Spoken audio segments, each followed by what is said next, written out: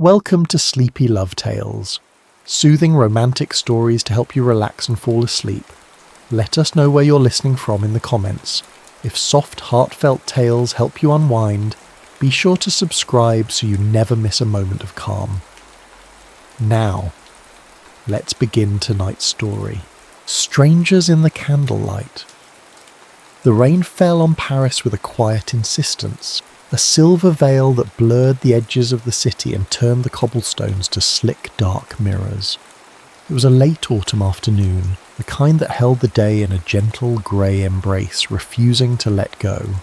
For Thomas, the rain was a fitting accompaniment to the storm that had been raging inside him for months, a relentless tempest of memories that the end of a war had failed to quell. He walked without purpose, his American uniform feeling heavy and foreign on his shoulders, the cheerful shouts from the cafes and brasseries a language he no longer understood. He was a ghost in a city that was trying so desperately to live again. He turned down a narrow side street away from the main thoroughfare and found himself before a small dusty bookshop. La Belle Page, the faded sign read. The windows were filled not with the bright covers of new bestsellers, but with the soft, worn spines of older volumes, their titles barely legible in the fading light. It looked less like a shop and more like a sanctuary, a quiet haven from the relentless drizzle and the even more relentless noise of his own thoughts.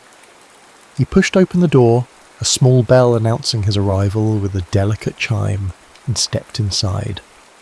The air was thick with the scent of old paper, beeswax and brewing tea, a fragrance that seemed to wrap around him like a warm blanket. The shop was a labyrinth of towering shelves, books stacked in precarious piles on every available surface, the only light coming from a pair of flickering candles on a small desk in the corner, and the soft grey light filtering through the windows. It was a place of shadows and whispers, a world away from the shattered landscapes and deafening explosions that still echoed in his mind. Behind the desk sat a woman, her head bent over a ledger, a pen moving with a slow, deliberate grace across the page.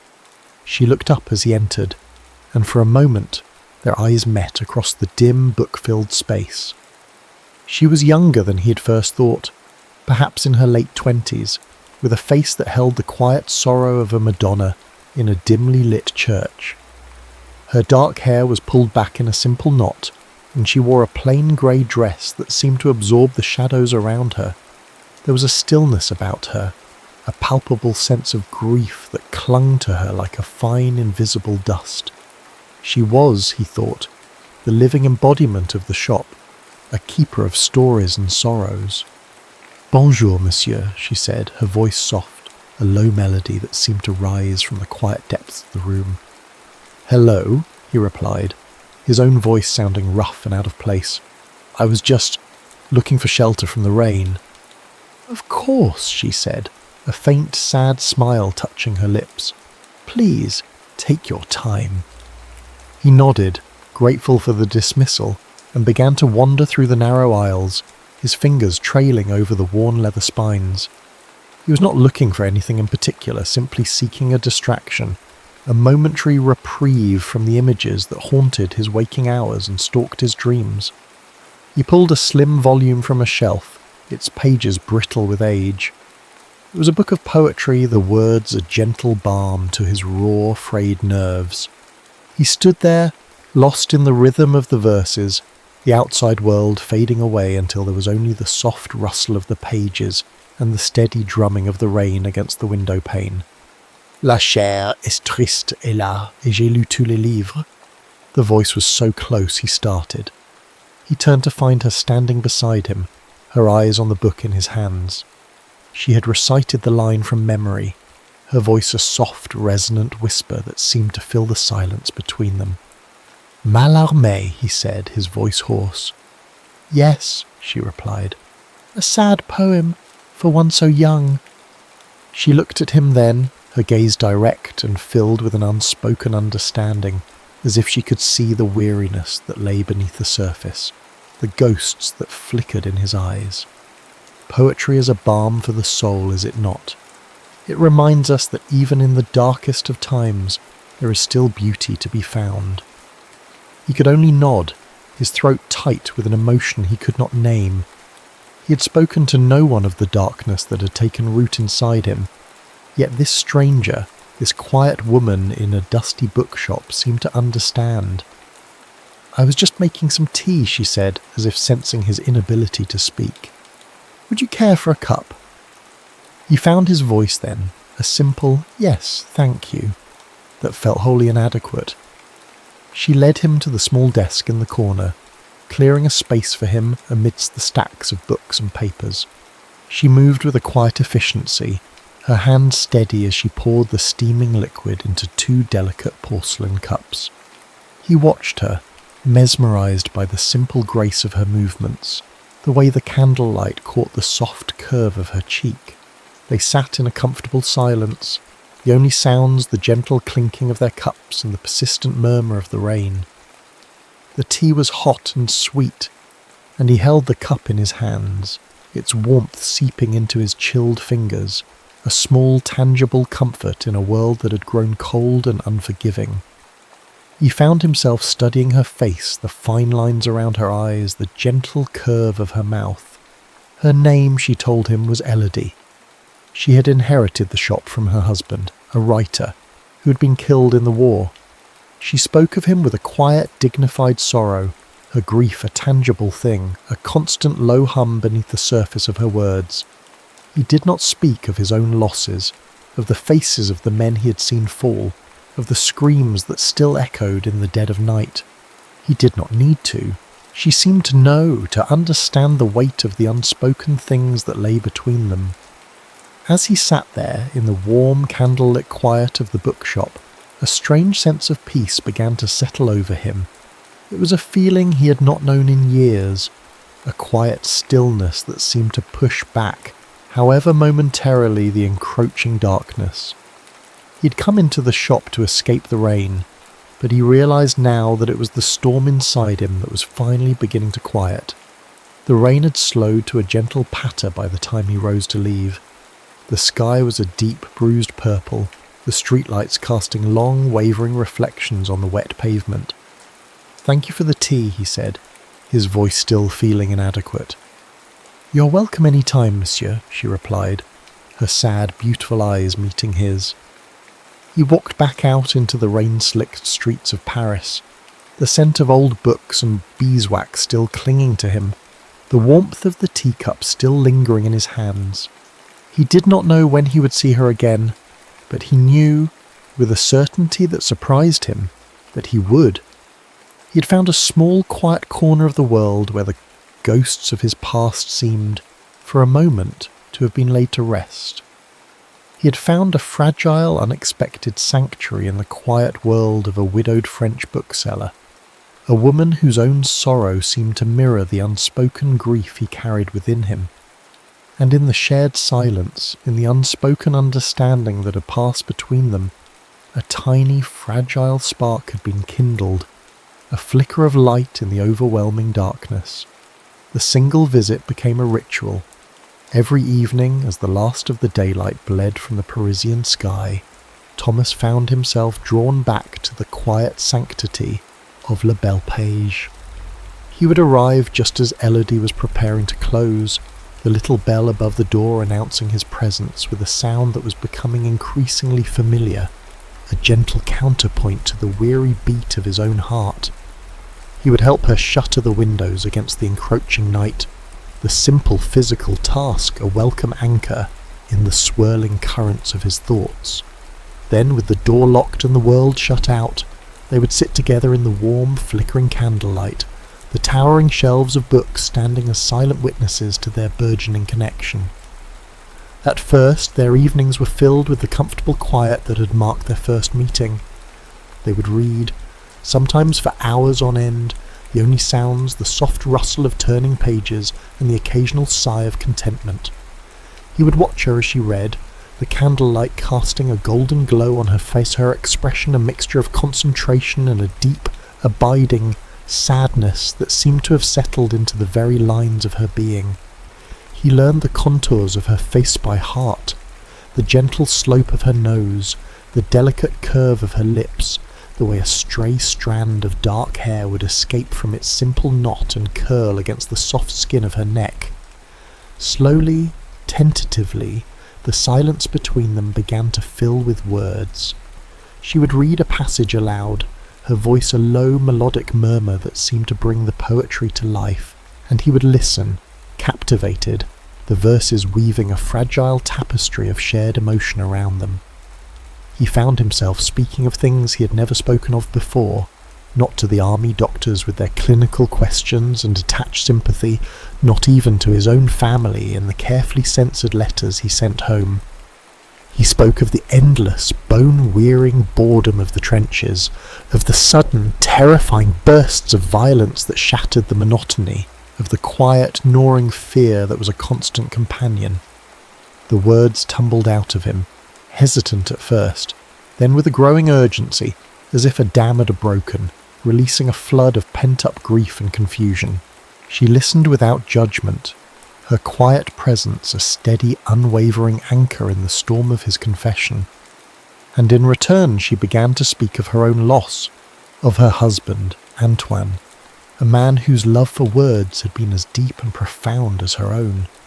She spoke of their shared dreams, of the life they had planned to build together within the book-lined walls of the shop, a life that had been stolen from them by the same war that had left Thomas so irrevocably broken. She showed him a small faded photograph of a smiling young man with kind eyes and a shock of unruly dark hair, his image a ghostly presence in the small intimate world they were creating. "I told myself I would never love again," she confessed one evening, her voice barely a whisper, her eyes shimmering with unshed tears in the candlelight. It felt like a betrayal. He reached across the small space that separated them and took her hand, his fingers gently closing around hers. It was the first time they had touched, and a jolt of electricity, sharp and unexpected, shot through him. Her skin was soft and cool, and he could feel the delicate flutter of her pulse beneath his thumb. He did not know what to say, what comfort he could possibly offer to a grief that so closely mirrored his own. So he simply held her hand, his touch a silent acknowledgement of their shared sorrow. He found himself looking at her in a new way, his gaze lingering on the gentle curve of her neck, the soft swell of her breasts beneath the simple grey dress. He noticed the scent of her perfume, a faint, elusive fragrance of lavender and old paper that seemed to cling to her, to the very air around her. He began to crave her presence with an intensity that surprised him, the quiet hours spent in her company becoming the only moments of real peace in his otherwise turbulent existence. The physical distance between them began to shrink, the small book-strewn space of the shop becoming a world of its own, charged with an unspoken magnetic energy. A lingering touch as they reached for the same volume, a shared glance that lasted a moment too long, the soft brush of her arm against his as she poured their tea. The air between them crackled with a quiet, insistent hum, a silent symphony of unspoken desire. One evening, as the rain beat a steady rhythm against the windows, he found himself standing before a shelf of English poetry, a book of Keats in his hands. He turned to find her standing close behind him, her presence a warm, solid reality in the dimly lit aisle. "I feel more at peace here with you than I have in years," he said, his voice low and thick with an emotion he could not quite name. "It's like you're the quiet I've been searching for." She looked up at him, her eyes dark pools of sorrow and something else, something that made his heart beat a little faster. She did not speak, but he could see the answer in her gaze, the silent acknowledgement of the truth that lay between them. He could feel the pull of her, the irresistible gravity of her quiet strength, her gentle, wounded spirit. He wanted to close the small space that separated them, to take her in his arms and hold her, to offer what little comfort he could. But he was afraid of the depth of his own feelings, of the fragile, tentative hope that was beginning to take root in the barren landscape of his heart. He had come to Paris a ghost, a hollowed-out shell of the man he had once been. But in the quiet, dusty corners of a small bookshop, in the gentle, unassuming presence of a woman who understood the language of sorrow, he was beginning slowly, tentatively to feel alive again. He was beginning to feel that perhaps, just perhaps, it was not a betrayal to love again, but a coming home. The letter arrived on a Tuesday, a crisp white envelope that felt unnervingly foreign, in the familiar book-scented air of the shop. It was from his commanding officer, the words stark and unforgiving against the page. His orders. He was to return to America. The war was over. His duty done. He was to be discharged, sent home to a life he no longer recognized, a world that felt as distant and unreal as a half-forgotten dream. He read the letter twice, the words blurring before his eyes, a cold, hard knot forming in the pit of his stomach. He had known this day would come, had known that his time in Paris, his time with Elodie, was a temporary reprieve, a fragile, borrowed peace. But the reality of it, the stark finality of the words on the page, was a physical blow, knocking the air from his lungs and leaving him feeling hollow and exposed. He looked across the shop at Elodie, who was arranging a display of leather-bound volumes in the window, her movements filled with their usual quiet grace. The late afternoon sun breaking through the clouds for the first time in days streamed through the glass, illuminating the dust motes dancing in the air and casting a golden halo around her dark hair. She was so beautiful, so achingly familiar, a part of him, of the quiet, ordered world he had come to crave. How could he leave her? How could he return to the loud, empty spaces of his former life, a life that no longer held any meaning for him?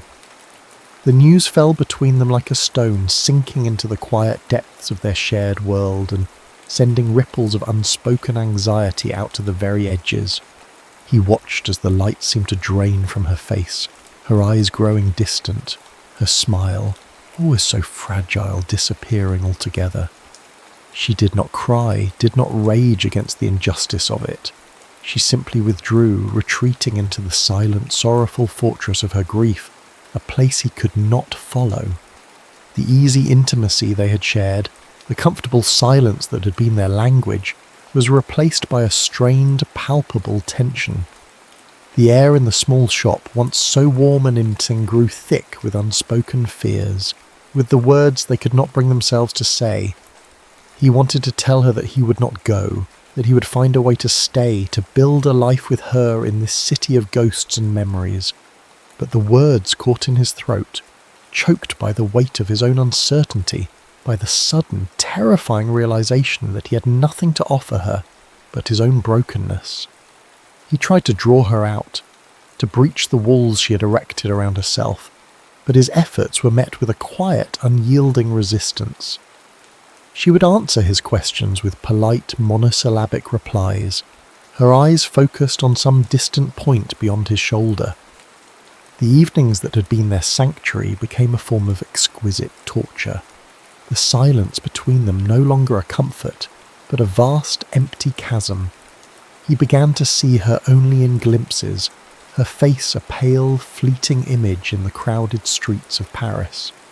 He would catch sight of her walking along the Seine, her figure small and solitary against the grand, indifferent backdrop of the city, and a wave of such profound and helpless longing would wash over him that it left him breathless. He would call her name, but the wind would snatch the sound from his lips, and she would walk on, oblivious, disappearing into the anonymous crowds.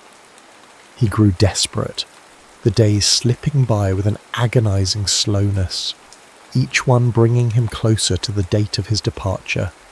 He began to haunt the places he knew she frequented, the small cafes where she would sometimes take her morning coffee, the quiet parks where she would walk in the afternoons. He would sit for hours nursing a single drink, his eyes scanning the faces of the passers-by, searching for the one face that had come to mean more to him than any other. He found her one afternoon in the Jardin du Luxembourg, sitting on a bench beneath the skeletal branches of a chestnut tree, a book lying open and unread in her lap. She was staring at the grey churning waters of the fountain, her expression one of such profound and desolate sorrow that it stopped his heart. He sat down beside her, his own grief a pale reflection of the anguish he saw in her eyes. "I thought what we had was real," he said, his voice rough with a pain he could no longer conceal. "But you're pushing me away. Is this all just a game to you?" She turned to him then, her eyes dark with a torment he could not begin to comprehend. "A game," she whispered, her voice a raw, broken thing. "You think this is a game?" "What else am I to think?" he cried, his own carefully constructed composure beginning to crumble. "You won't talk to me. You won't look at me. It's as if I'm already gone." "Perhaps it would be better if you were," she said, her voice so low he could barely hear her over the mournful sigh of the wind. "Be better for you to leave, to forget you ever knew me." Her words were a slap in the face, a cold, cruel dismissal that left him reeling. He stared at her, his mind struggling to make sense of the sudden, inexplicable shift in her, the cold, hard wall that had risen between them. He did not know that her withdrawal was born of a terrible fear, the fear of loving a man again only to lose him. He did not know that looking at him, a soldier in a foreign land, she saw the ghost of her husband and the spectre of another unbearable loss.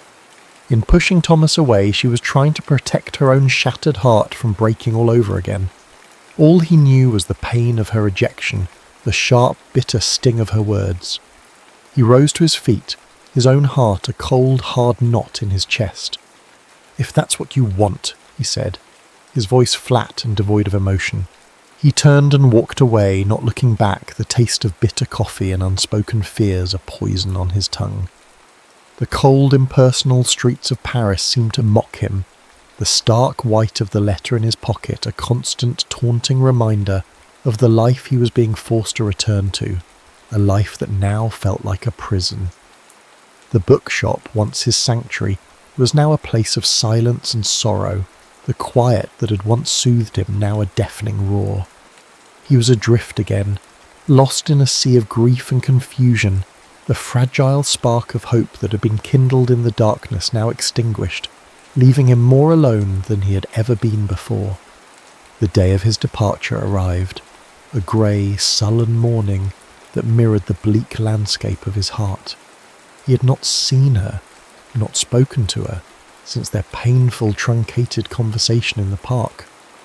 He had gone to the bookshop once the day before, but the door had been locked, a small handwritten sign in the window announcing that it was closed.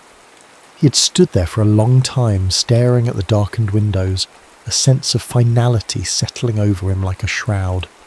He could not leave like this. He could not leave with the bitter taste of her rejection in his mouth, with the unanswered questions hanging between them like a thick, suffocating fog. He had to see her one last time, to understand, to hear the truth from her own lips, no matter how painful it might be. He found her in a small, secluded park at the edge of the city, place of tangled, overgrown gardens and crumbling stone benches.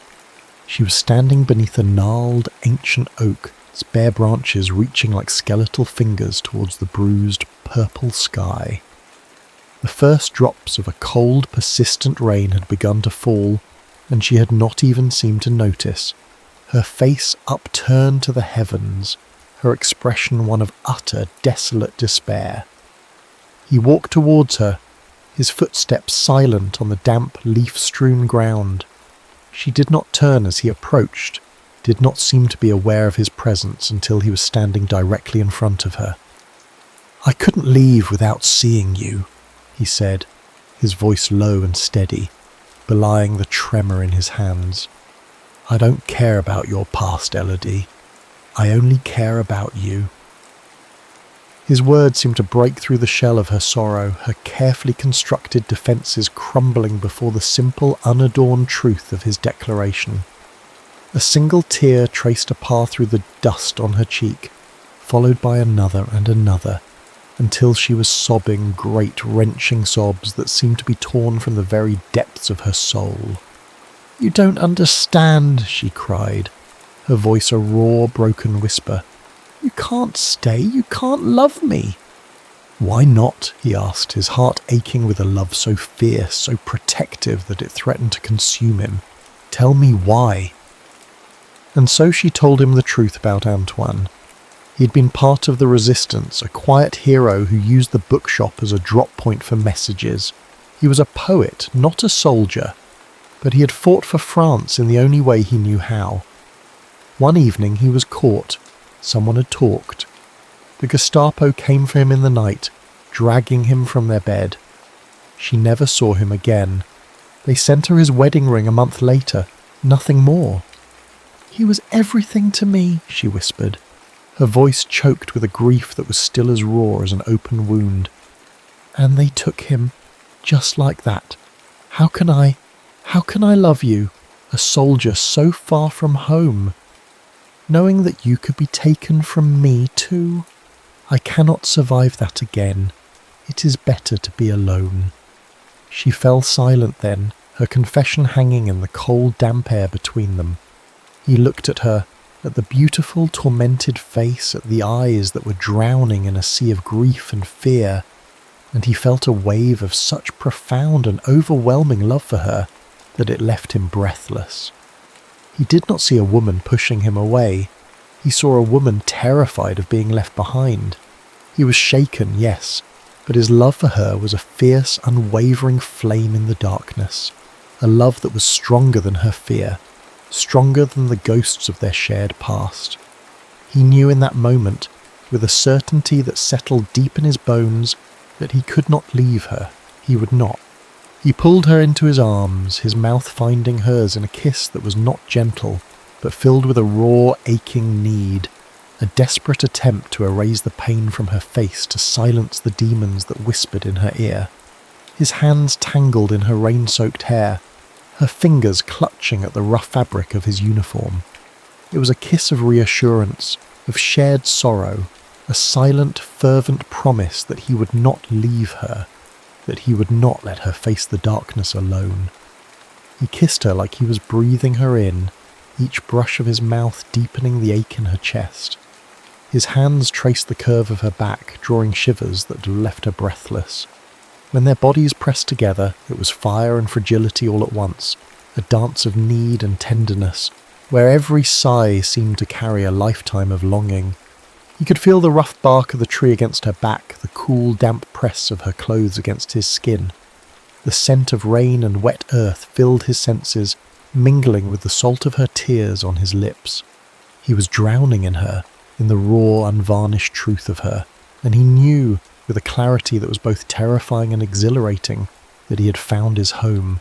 He had come to Paris a soldier, a man haunted by the ghosts of war. But in the arms of this broken, beautiful woman, he had found a reason to stay, a reason to fight for a future he had not believed was possible.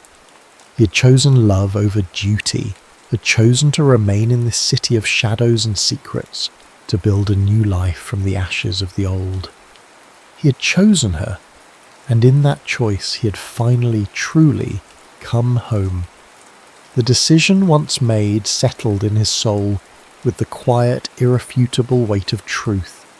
He would not be returning to America, he would not be returning to the life that no longer felt like his own. He had found his home here, in the rain-slicked streets of Paris, in the quiet, dusty corners of a small bookshop, in the arms of a woman who had shown him the true meaning of courage. The days that followed were filled with a quiet, tentative hope, a sense of new beginnings.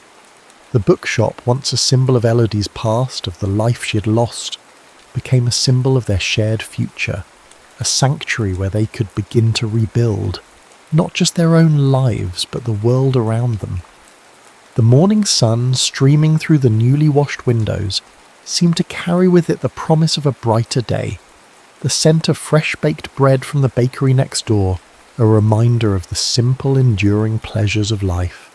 They talked of the future, of a life together, Their plans a fragile, beautiful tapestry woven from threads of hope and love. They would keep the shop, of course, its book-lined walls a testament to the enduring power of stories, of words, to heal and to connect. They would fill its shelves with new voices, with tales of survival and resilience, of love and loss and the indomitable strength of the human spirit. The ghosts of the past had not disappeared, but their power had begun to wane, their mournful whispers fading into the background, replaced by the quiet, steady rhythm of their shared life. He still woke sometimes in the dead of night, the echoes of the battlefield ringing in his ears, but now, when he reached out in the darkness, he found her there, her warm, solid presence a steady anchor in the storm. Later that night, in the small, simple apartment above the bookshop, they came together again. This time there was no desperation, no raw, aching need, only a deep, abiding love that flowed between them like a quiet, steady river. He undressed her slowly, his touch a gentle, reverent exploration of the body he was coming to know, as well as his own. He kissed the scars on her soul, the places where she had been wounded, where the world had left its mark, and in his touch she found a healing she had not thought possible. Their love-making was a quiet celebration, a testament to their survival, a silent, fervent promise of the life they would build together.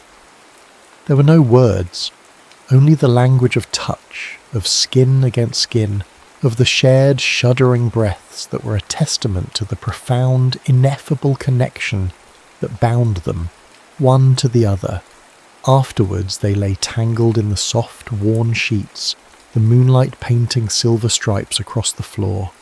The silence between them was no longer a chasm, but a comfortable, shared space, filled with the unspoken truths of their hearts. He had been a soldier, a man defined by war, by the things he had seen, the things he had done. She had been a widow, a woman defined by loss, by the ghost of a love that had been stolen from her.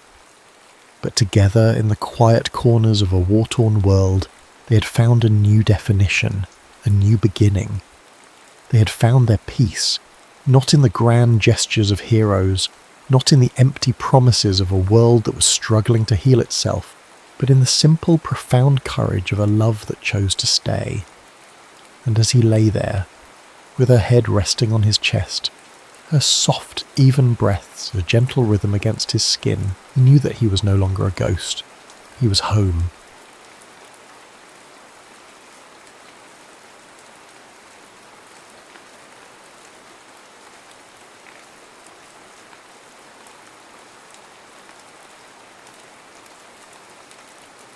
Whispers of the Bare Moon. The world of Isabel Rowe was one of muted colours and muffled sounds, a place of suffocating politeness. Her father, Judge Rowe, presided over their manicured estate with the same cold, unassailable logic he applied to his courtroom. It was a world of clipped hedges, of cold marble that seemed to leach the warmth from one's skin, and of whispered judgments that hung in the air like dust motes in the autumn light. Today, at an outdoor luncheon that felt more like a tribunal than a celebration, Isabel was the prize exhibit. Dressed in a gown the colour of a pale sky, she was a perfect porcelain doll, placed just so. Her discomfort, a fine, invisible crack in her composure. Her father was holding forth, his voice a smooth, confident baritone discussing his recent legal victory over the local tribe's land claims. He spoke of progress, of economic necessity, of the unimpeachable power of the law he represented. He dismissed the tribe's centuries of history with the wave of a hand, as one might dismiss a fly. "Sentimental nonsense," he declared to the nodding heads around the table. "You cannot halt the march of progress for the sake of a few old superstitions." Isabel felt a familiar nausea rise in her throat. She picked at the lace on her sleeve, the threads catching on her manicured nails. His world was a cage, and its bars were forged from his certainty. Later, seeking a moment's respite, she slipped away from the drone of conversation and walked toward the edge of the property.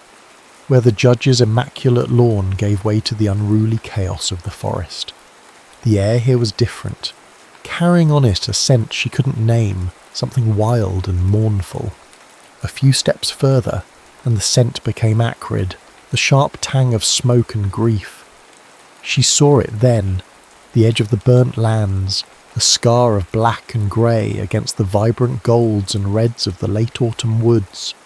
It was the land her father's victory had condemned.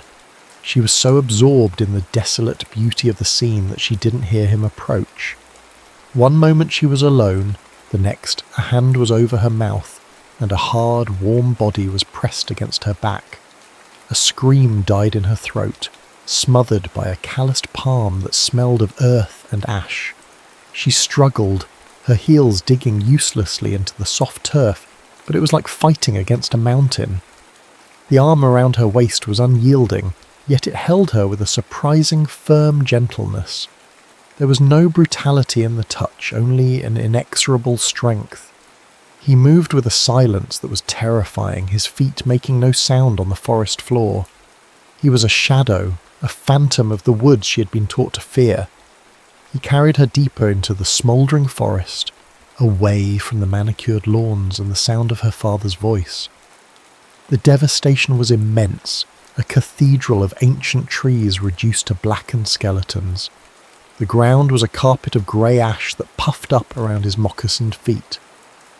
The sharp, clean scent of her lavender perfume felt like a violation here, a shrill note in a symphony of sorrow. He finally set her down in a small unburnt clearing, though he did not release her arm. He was tall, with hair as black as a raven's wing, and eyes that held the deep, quiet wisdom of the forest itself. His face was stark, carved from granite and sorrow, and his clothes were simple deerskin, stained with soot. He did not look at her like a prisoner, but like a burden he had been forced to carry. "Who are you?" she whispered, her voice trembling. He looked at her, his gaze missing nothing. "I am a hioka." His voice was low and resonant, like the thrum of a distant drum. He finally released her arm, and she instinctively clutched the cold, smooth silver of the locket at her neck, its weight a familiar anchor in this terrifying new world. Inside was a miniature of her father's face, smiling and sure. "My father's council," a hioka began, his voice devoid of emotion, "decreed that the judge's daughter should be taken, that your life should be given in payment for this." He gestured to the charred remains of the forest around them. "They sent me to kill you." Isabel's blood ran cold. She could feel the frantic thud of her own heart against her ribs. But he had not killed her. He had brought her here, to the heart of his people's pain. "I disobeyed," he said simply. He looked away from her, toward the ruin of a great oak, its branches like skeletal arms raised in supplication. "My father is Howling Wolf. He believes in a law of blood for blood. I follow a different law, one that whispers from the earth itself. It told me to find you." "Then let me go," she pleaded, her voice barely a whisper. "Please." Ahyoka turned his gaze back to her, and for the first time she saw something other than sorrow in his eyes. It was a profound, weary conflict. "You cannot go back. To my people you are a ghost, an emblem of their pain. Your father's world sees you as a victim to be avenged, and my father's world sees you as a debt to be paid. There is no place for you now." "What do you mean?" she cried, panic rising like a tide within her. He stepped closer, and his presence was overwhelming, elemental. "I have disobeyed my father. I have brought you here, into the heart of the wound. The council will not harbour you. They will see your white skin and hear your father's words in every breath you take." He paused, his dark eyes searching her face as if seeking something he wasn't sure he would find. "There is only one path I can see, one way to grant you sanctuary." She waited, her breath held tight in her chest. "You must agree to be presented as my spirit-bonded bride. he said, the words falling like stones into the silence.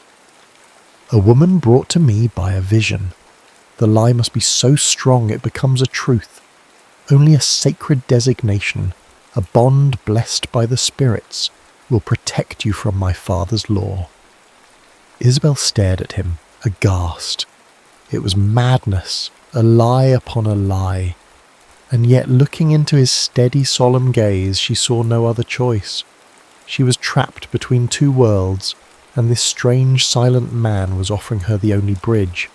She thought of his hands stained with soot and earth, yet holding her with a strange reverence, as if she were not a captive, but a prophecy he was reluctant to fulfill. She gave a single shaky nod. The first whisper of the bare moon had been spoken, and her old world had already turned to ash. A yoker's dwelling was not a cage, but a sanctuary. Built into the side of a hill overlooking a misty valley, the cabin was simple and sturdy, crafted from the forest itself. It was a world away from the cold marble and suffocating damask of her father's house.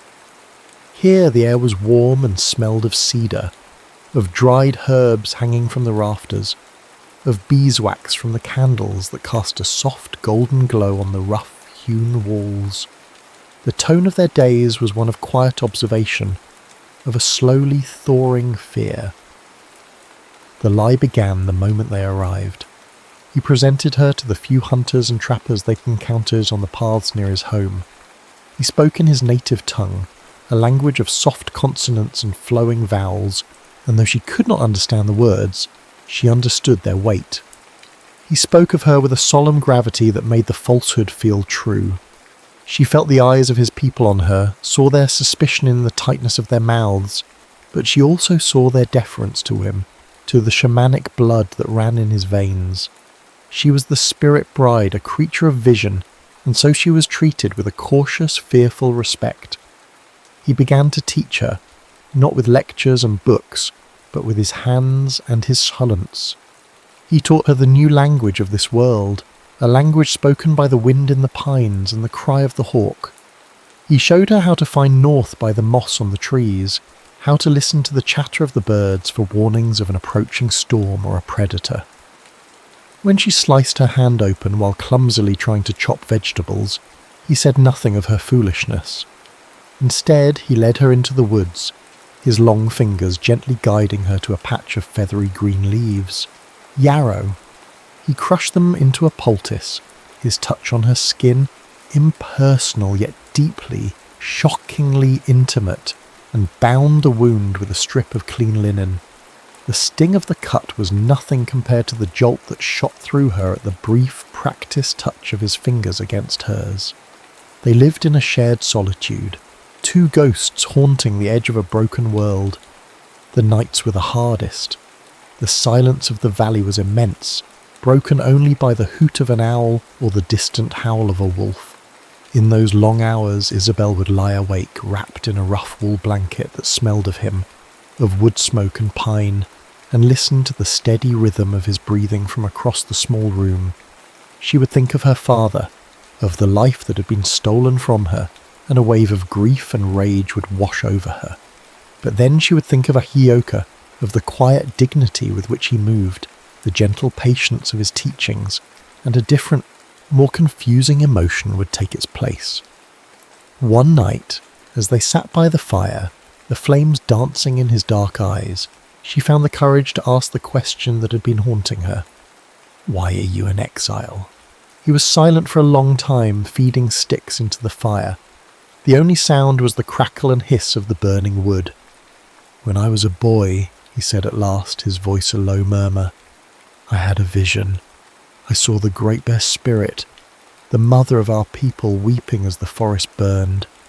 I told my father, and he saw it as a sign of weakness.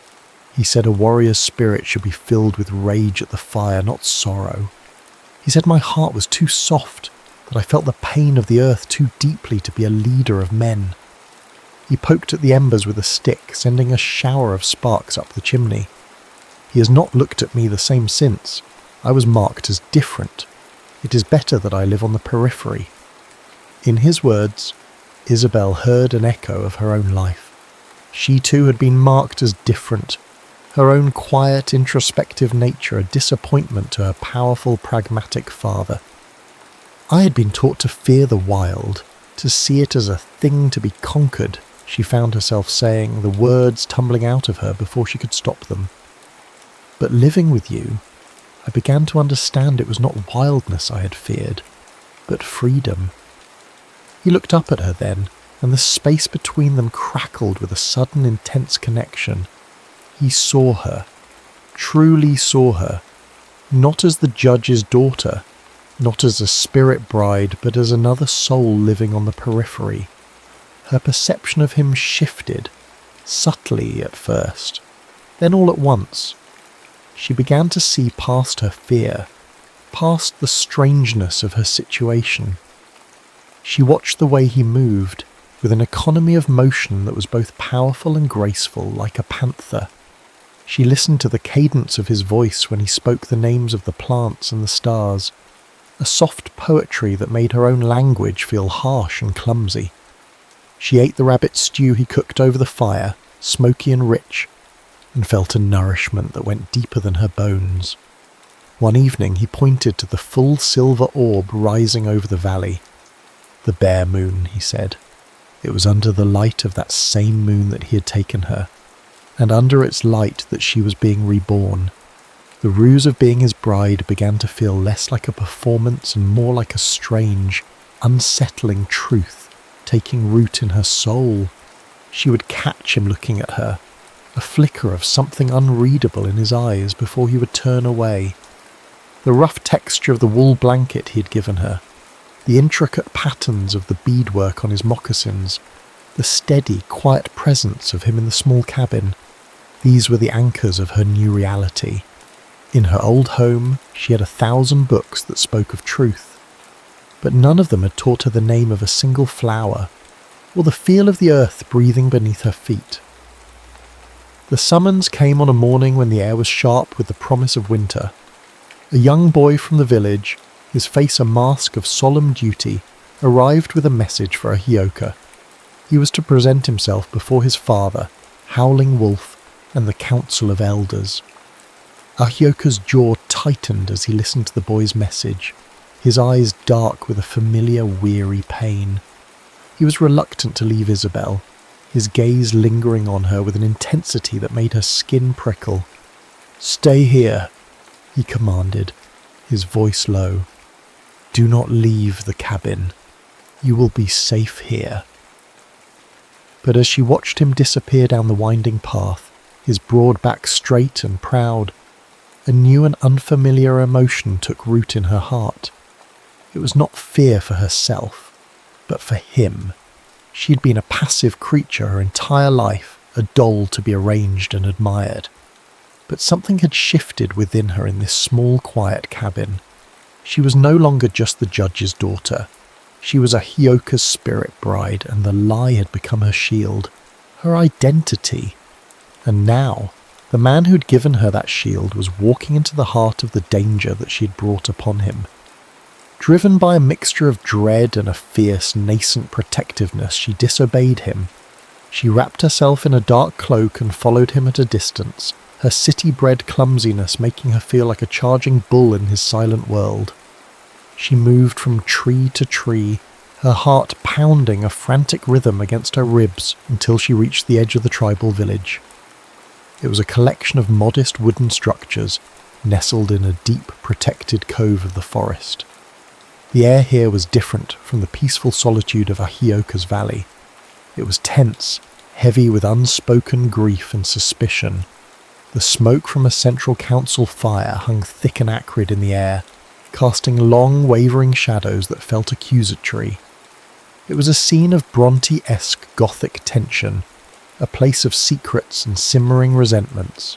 Isabel hid in the shadows at the edge of the council circle, her face pale, her breath held tight in her chest. She saw Ahioka standing before a group of older men, his face impassive. At their centre sat an older man with a face like a weathered stone, his eyes burning with a cold, unyielding fire. This, she knew, was Howling Wolf, He spoke in his native tongue, his voice a harsh, guttural torrent of rage. The words were alien to her, but their meaning was brutally clear. He did not believe in the spirit bride. He saw her as a white devil, a poison brought into their midst. He pointed a trembling, accusatory finger at his son. "You bring this ghost into our sacred places and call it destiny. I call it treason. Her skin is the colour of the ash that covers our hunting grounds." Isabel flinched as if struck. The venom in his voice was a physical thing, a poison that seeped into her very bones. She saw the faces of the other elders, saw the doubt and suspicion warring with their respect for Ahioka's spiritual authority. Ahioka stood his ground. He did not raise his voice. He met his father's fury with a quiet, unshakable dignity. His own words a calm, steady river against the storm of his father's rage. He spoke of his vision, of the whispers of the earth, of a law that was older and deeper than the law of vengeance. But the seed of doubt had been planted. The wound was too raw, the grief too fresh. How could they trust a vision that brought the daughter of their enemy into their heart? The council ended with no resolution, the tension hanging in the air like an unsheathed blade. Ahioka turned and walked away, his jaw tight with a pain that was more than just the sting of his father's words. It was the pain of a man torn between his people and his soul. He found her on the path back to the cabin. She had not meant for him to see her, but she had been unable to move, frozen by the terrible scene she had just witnessed. He stopped, his dark eyes meeting hers, and the fragile peace that had grown between them in the quiet solitude of the cabin was shattered. The weight of the real world, of his father's hatred and her father's sins, came crashing down upon them. "You followed me," he said, his voice flat. "I was afraid for you," she whispered, her voice trembling. "Your fear does not help." The words were harsh, clipped. "Your presence here, it is a fire that will consume us both." In that moment, hearing the venom in his father's voice, she was no longer a judge's daughter. She was the weapon being used against the only man who had shown her mercy. My safety was his ruin. The cold dread that had been coiling in her stomach now felt like a block of ice.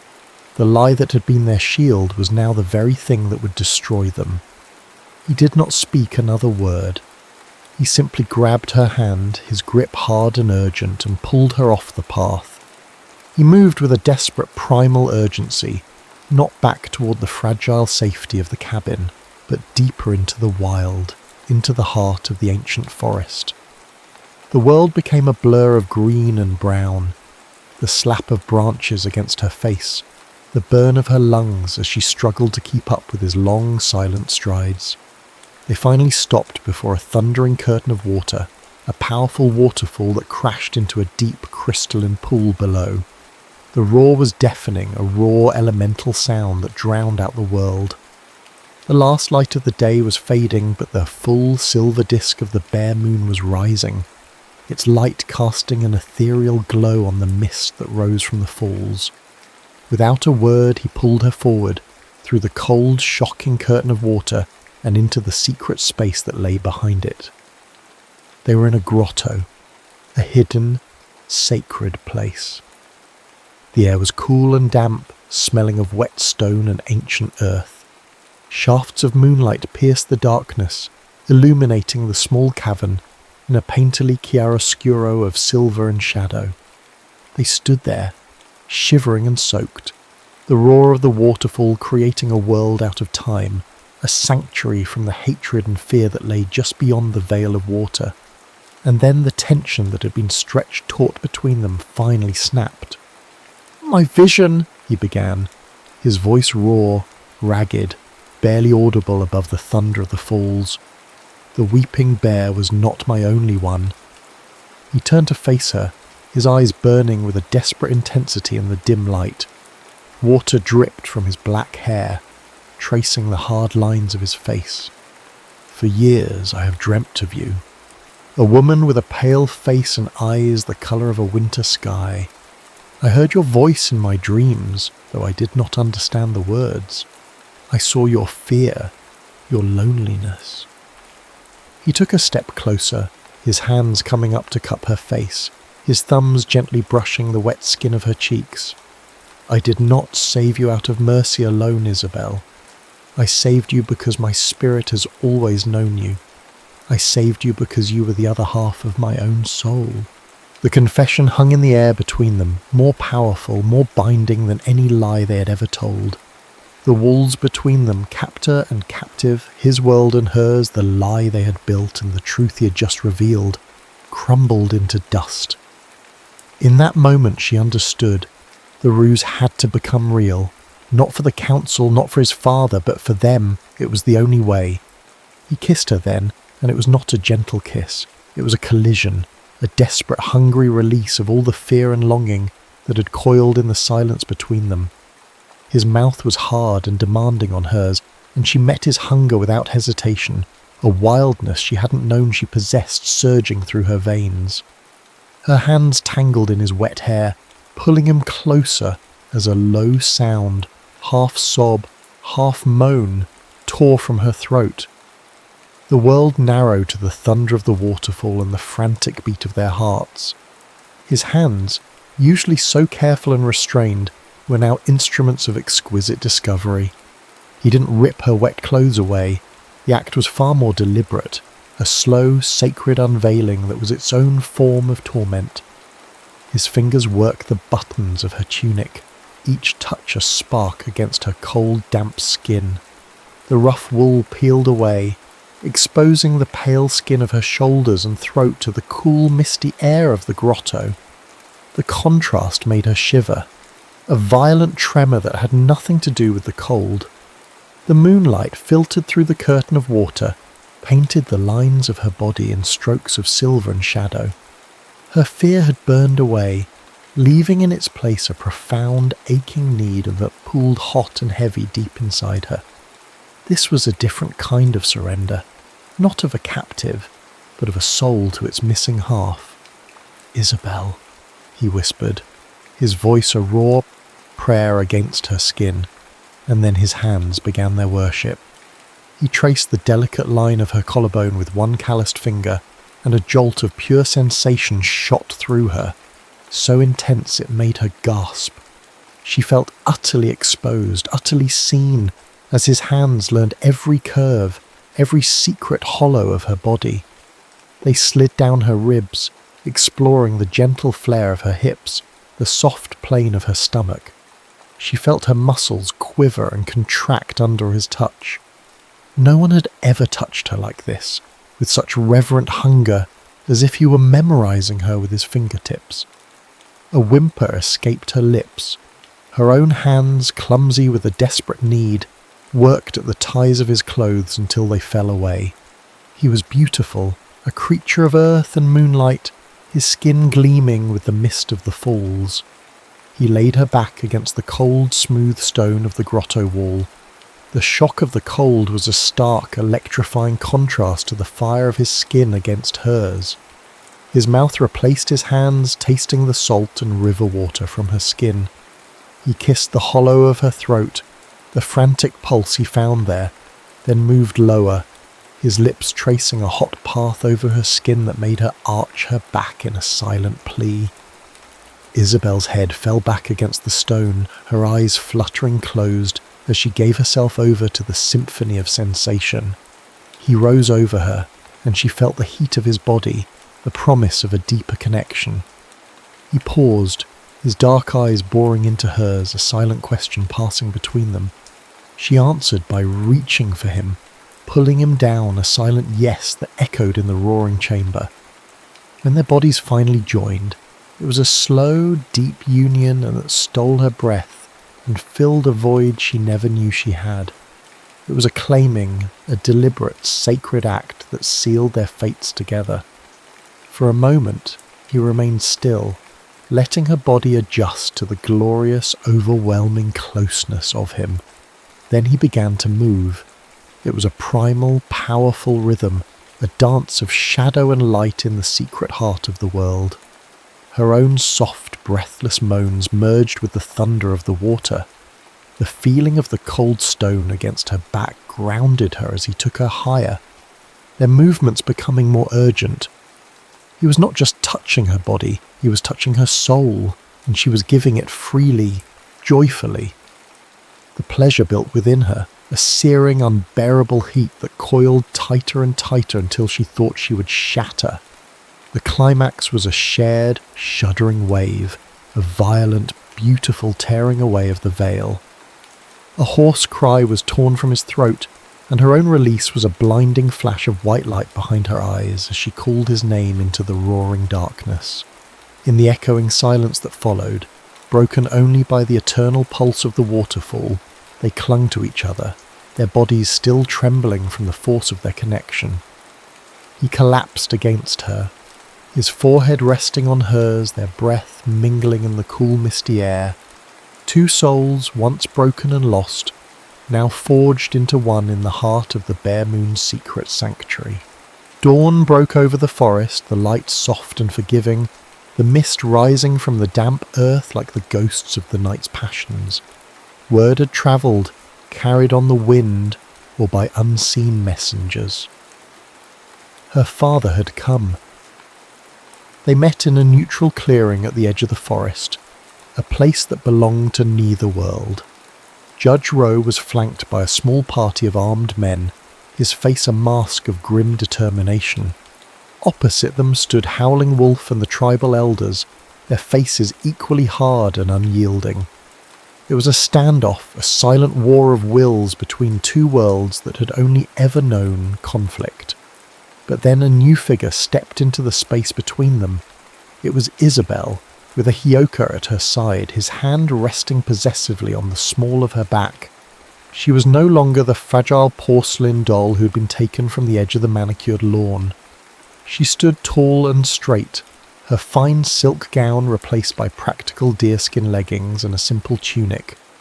Her hair was no longer in an elaborate coiffure, but in a single thick braid, woven with a single hawk's feather that a Hioka had given her. She looked at her father, her heart aching with a love that was now tempered by a new, unshakable strength. "Father," she said, her voice clear and steady, ringing with an authority he had never heard from her before. "I was not harmed. I was saved." She became the bridge. She turned to Howling Wolf and spoke, not in his tongue, but in the language of her heart, a language of respect and understanding. She spoke of her own captivity in her father's world, of the freedom she had found in the heart of the forest. And then she began to translate, her voice the calm, steady link between the two proud, stubborn men. She translated her father's fear into a language of parental love, and she translated Howling Wolf's grief into a language of a people's pain. Finally, she turned back to her father. "I am not coming home," she said, the words both a declaration and a plea. "Because I am home." She took a Hioka's hand in hers, their fingers lacing together in a gesture of simple, profound unity. "My place is here, with him." Judge Rowe looked at his daughter, truly looked at her for the first time, not as an extension of his own ambition, but as a woman. He saw the strength in her eyes, the set of her jaw, the way she stood, no longer bowed by the weight of his expectations. He saw the fierce, protective love in a Hioka's eyes as he looked at her, and in that moment, the judge's cold, logical world cracked. He could not fight this. He could not win this, because this was not a battle to be won, but a truth to be accepted. He gave a single sharp nod, a gesture of relinquishment. He was not giving his daughter to a captor, but to a life she had freely chosen. Before he left, he ordered his men to leave a crate of supplies, blankets, salted meat, medicine, a silent, grudging gesture of peace. Isabel and Hioka walked back to their cabin hand in hand, the world quiet and still around them. The threat had passed. The war was over. As they entered the small warm space, Isabel walked to a small wooden chest where she had kept her few remaining possessions from her old life. She took the silver locket from around her neck, its cold weight so familiar against her skin. She opened it one last time, looked at the smiling, confident face of her father, and then she closed it, the click of the clasp a final, definitive sound. She placed the locket in the box and closed the lid. It was her final act of liberation. That night, they lay together before their fire, its warm golden light flickering on their skin. A profound and knowing tenderness settled between them, a quiet language spoken not with words, but with the soft sounds of breath and the gentle crackle of the hearth. This was the peaceful certainty that follows a storm, a deep and settled calm. He kissed her with a slow, lingering reverence, each touch of his lips a silent promise. His hands moved over her to soothe and reassure, learning the new landscape of her body, which was now irrevocably his. Their closeness was a silent vow, the slow, deliberate building of a life in the small, sacred space of their home. It was firelight and whispered truths, the profound, unshakable intimacy of a shared future. He held her, his arm a comfortable, familiar weight around her, his heartbeat a steady rhythm against her back. And as she drifted off to sleep, safe in the arms of the man who had been her captor, her saviour, her destiny, she finally understood. A home was not four walls, but the space carved out in another soul. In the heart of the wild, surrounded by the whispers of the bare moon, she had not been captured, but finally, irrevocably set free.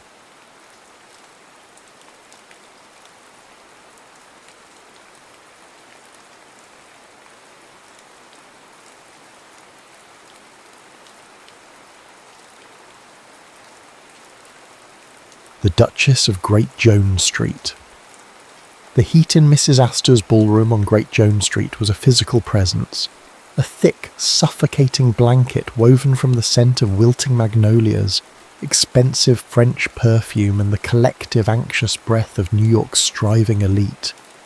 It clung to the damask curtains and rosewood furniture, settled in the folds of silk gowns, and beaded on the brows of men whose starched collars had begun to lose their resolve. Julian Ashcroft, however, remained impeccable.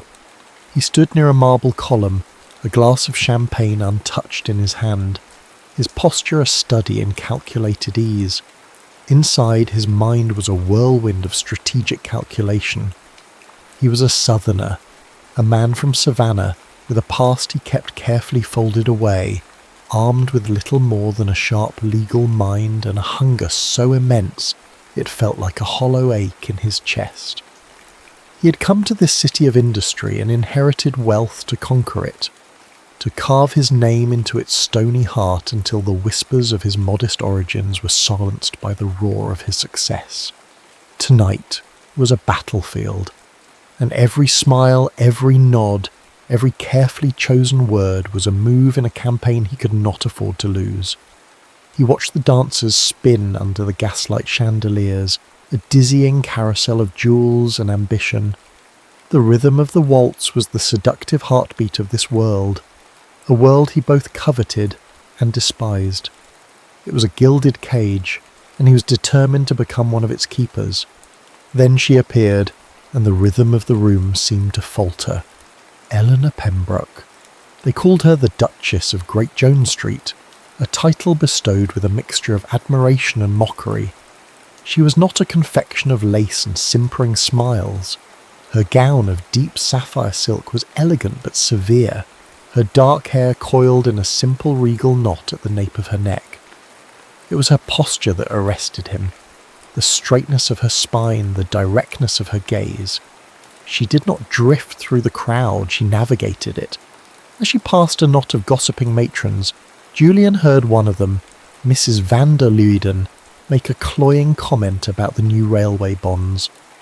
Eleanor's response, clear and cool, cut through the humid air. "Indeed, Mrs. van der Luyden." It seems we are now measuring progress by how swiftly we can flee the city we pretend to adore. The matrons blinked, their fans fluttering in confused agitation. Julian felt a smile touch his lips, a genuine one, for the first time that evening. It was a sentiment he had harboured himself, a shard of truth in a mountain of glittering artifice. He felt an immediate magnetic pull, a curiosity that transcended strategy. She moved through this gilded cage as if she owned it, yet her eyes held the weary wisdom of a prisoner, he thought. I came to conquer this world, but in her I see a world I'd rather explore. Emboldened by a reckless impulse that momentarily overrode his caution, he moved toward her.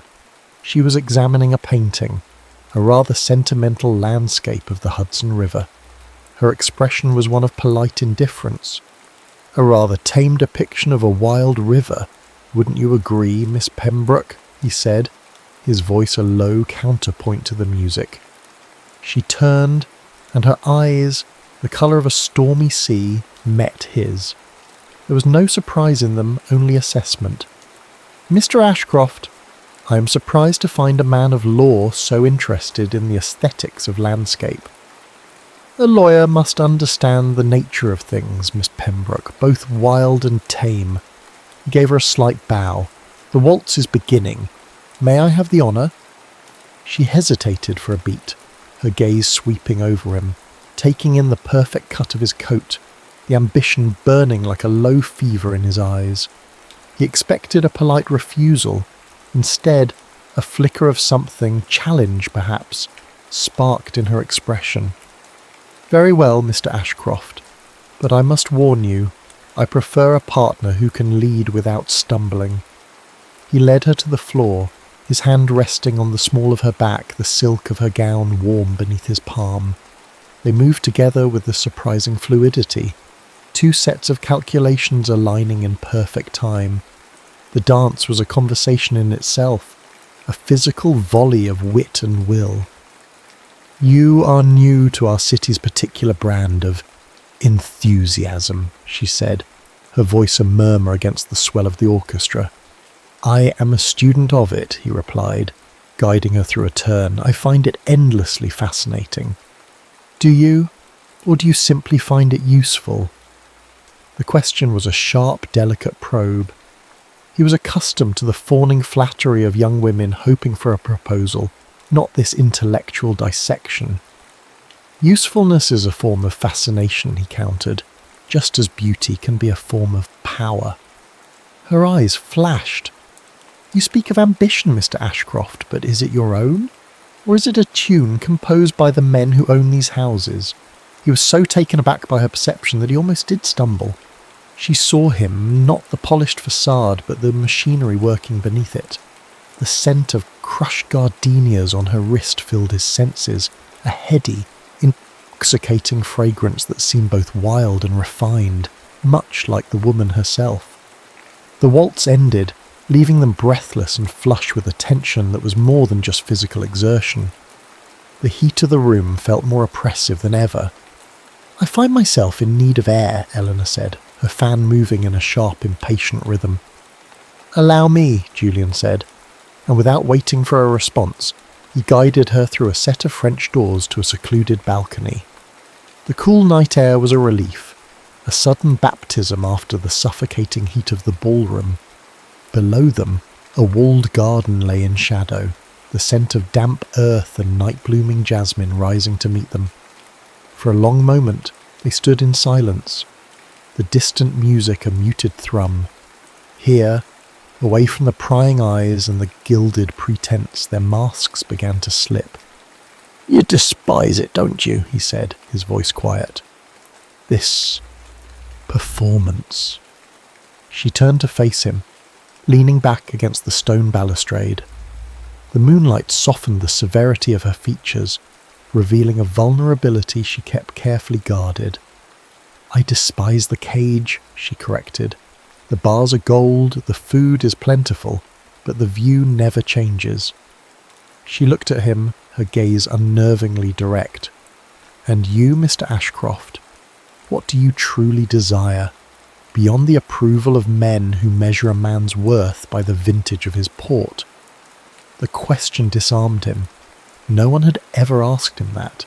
No one had cared to look past the ambition to the man beneath. "I desire a life of substance," he admitted, the words feeling foreign and yet profoundly true on his tongue. "To build something that lasts. To not be forgotten." She nodded slowly, a sad sort of understanding in her eyes.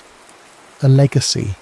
I understand. My legacy is to be a prize, a beautiful object to be acquired and displayed. I would rather be the architect." In that moment, under the vast star-dusted sky, Julian felt a connection so profound it startled him. He saw past the Duchess, past the debutante, to the brilliant, yearning soul trapped within. He saw a partner, a mind that could challenge his own, a spirit that could match his fire. The conquest of New York society suddenly seemed a hollow, tawdry prize compared to the world he glimpsed in her eyes. The game had changed. He no longer wanted to win this world, he wanted to win her. Their courtship could not flourish in the stifling hothouse of Great Jones Street.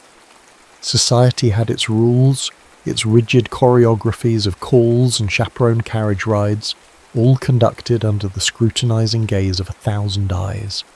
A relationship born on a balcony in a moment of shared rebellion required a different soil in which to grow, and so they began to meet in secret. Their world became the quiet, forgotten corners of the city. They found a dusty, sun-drenched bookshop on a cobbled side street, a place that smelled of old paper, leather, and decaying glue. The proprietor, a stooped man with ink-stained fingers, paid them no mind. Accustomed to lovers of all sorts seeking refuge amongst his silent, towering shelves. Here, surrounded by the thoughts of dead poets and radical philosophers, Eleanor was transformed. She was no longer the icy Duchess, but a woman alive with intellectual fervour. She would pull a volume from a high shelf, her eyes alight, and read a passage aloud, her voice a low, passionate hum that made the hairs on Julian's arms stand on end. He found himself drawn into her world, a world of ideas and treated debate that felt more real, more vital than any of the stilted conversations he endured in the drawing rooms of his patrons.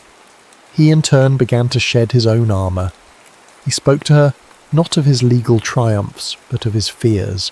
He confessed the weight of his family's expectations in Savannah, the genteel poverty he had fled, the gnawing, deep-seated fear of insignificance that drove him with a relentless whip. One cool, misty morning, they met at dawn in a public park. The city was still asleep, the air tasting of damp earth and the coming day. They bought sweet red strawberries from a street vendor, their fingers brushing as he passed her the paper cone. The simple intimacy of the act, the taste of the fruit on his tongue, was more potent than any carefully orchestrated social ritual. He fears being unseen, Eleanor thought, watching him as he stared out over the fog-shrouded pond.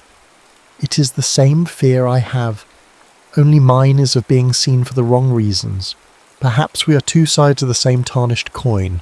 That afternoon Julian found himself drawn back to the bookshop alone. He purchased a slim, controversial volume of poetry by a new radical author, a book no respectable woman would be permitted to own. It was a declaration, a signal that he saw her, the real her, the architect trapped inside the prize. He brought it to her that evening, using the pretext of returning a misplaced glove to gain entrance to her family's grand, silent house. He found her in her private sitting room, a space that defied the Pembroke family's opulent aesthetic. It was a room of books, not embroidery hoops. Volumes were stacked on every available surface, their spines cracked, their pages filled with her own spidery annotations. It was her sanctuary, her rebellion. He presented the book to her. She took it, her breath catching as she read the title. Her eyes lifted to his, wide and luminous in the soft lamplight. "How did you know?" she whispered. "Because I have been listening," he said softly. Their hands touched over the cover, a current of understanding passing between them, a silent acknowledgement of their deepening bond. He could feel the fine tremor in her fingers. The air in the room grew thick, charged with unspoken words, with the potent, terrifying intimacy of being truly seen. "With you," he confessed, his voice rough with an emotion he could not name. "The air is clearer. I feel I can finally breathe." She looked from the book to his face, her expression a mixture of awe and trepidation.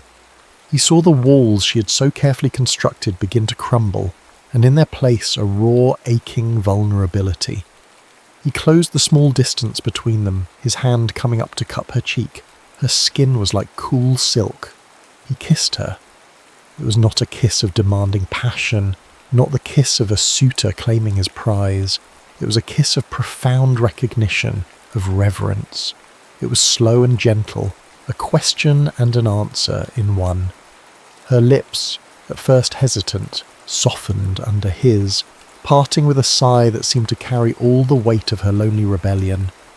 He tasted the faint sweetness of tea and the sharper, more intoxicating flavour of her own unique essence. It was a kiss that promised not conquest, but sanctuary. A promise of what could be in a world of their own making, far from the gilded cage of Great Jones Street. The city's social season, relentless as the tide, pulled them back into its orbit. The quiet intimacy of the bookshop and the dawnlit park felt a world away, a half-remembered dream. Now the tone was menacing, claustrophobic. The air, once thick with perfume, was now thick with suspicion and the chill of impending ruin.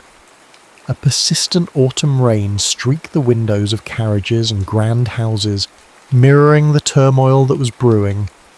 The epicentre of their undoing was a masquerade ball, a lavish affair hosted by a family whose new money was still in need of the polish of old associations. The masks, meant to be a playful conceit, instead provided a false sense of security, a shield for clandestine behaviour and whispered malice. Julian felt the familiar pressure settle on him as he entered the glittering ballroom, his carefully constructed ambition reasserting its claim. He had made progress. Influential men now sought his opinion, their daughters his attention. The prize was so close he could taste it. Eleanor was there, a silver mask concealing her features, but he would have known her anywhere by the proud set of her shoulders. She looked like a goddess of the hunt, Artemis trapped amongst mortals. Throughout the evening he was aware of her, a magnetic pole he tried and failed to ignore. He was also aware of another man, a powerful and persistent suitor named Alistair Finch, whose advances she had consistently and publicly rejected. Finch was a man of immense wealth and brutish charm, unaccustomed to being denied.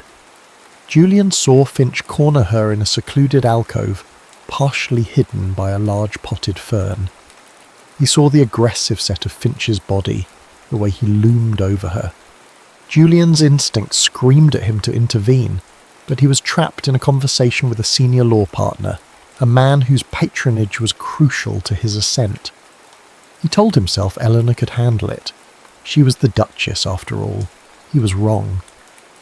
In the shadows of the alcove, Finch, emboldened by wine and the anonymity of his mask, forcefully kissed her. It was an act of possession, a punishment for her defiance. Eleanor shoved him away, her body rigid with fury, her mask askew, but the damage was done. A rival of Eleanor's, a woman of saccharine sweetness and venomous envy, had seen it all. With a quiet, triumphant smile, she slipped away to ensure the moment was witnessed by the most influential gossips in the room. The story twisted as it travelled, gaining a life of its own. By the time it reached Julian, whispered behind a silk fan, Eleanor was no longer the victim but the perpetrator, a wanton woman of loose morals caught in a common tryst. "They call her the Duchess," one woman tittered, "but it seems her blood is not so blue. Caught like a common strumpet." Julian felt the blood drain from his face. He looked across the room and saw the aftermath.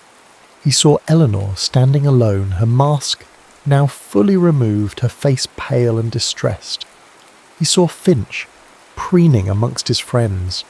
And worst of all, he saw his patrons, the architects of his future, watching him. Their expressions were cold, questioning. They were watching to see which side he would choose, the tarnished debutante or the world of power and acceptance she had so often scorned. His ambition, that ravenous beast he had fed for so long, reared its head and roared. His heart screamed for him to go to her, to stand by her side, to be the man he was in the quiet of her sitting room. But his mind, the sharp, strategic mind that had brought him this far, saw only the ruin. He saw the doors of influence slamming shut, the partnerships dissolving, the years of striving turning to dust. In a moment of devastating, soul-crushing self-preservation, he turned away. He gave a slight, almost imperceptible shake of his head to his patron, a silent disavowal. Then he walked in the opposite direction, leaving Eleanor to face the whispers alone. The fallout was swift and brutal. Eleanor was ostracised. Invitations ceased. Carriages that once stopped at the Pembroke residence now hurried past. Her family, mortified and uncomprehending, retreated into a state of shocked seclusion. Julian, meanwhile, got everything he thought he wanted. He was praised for his sound judgment.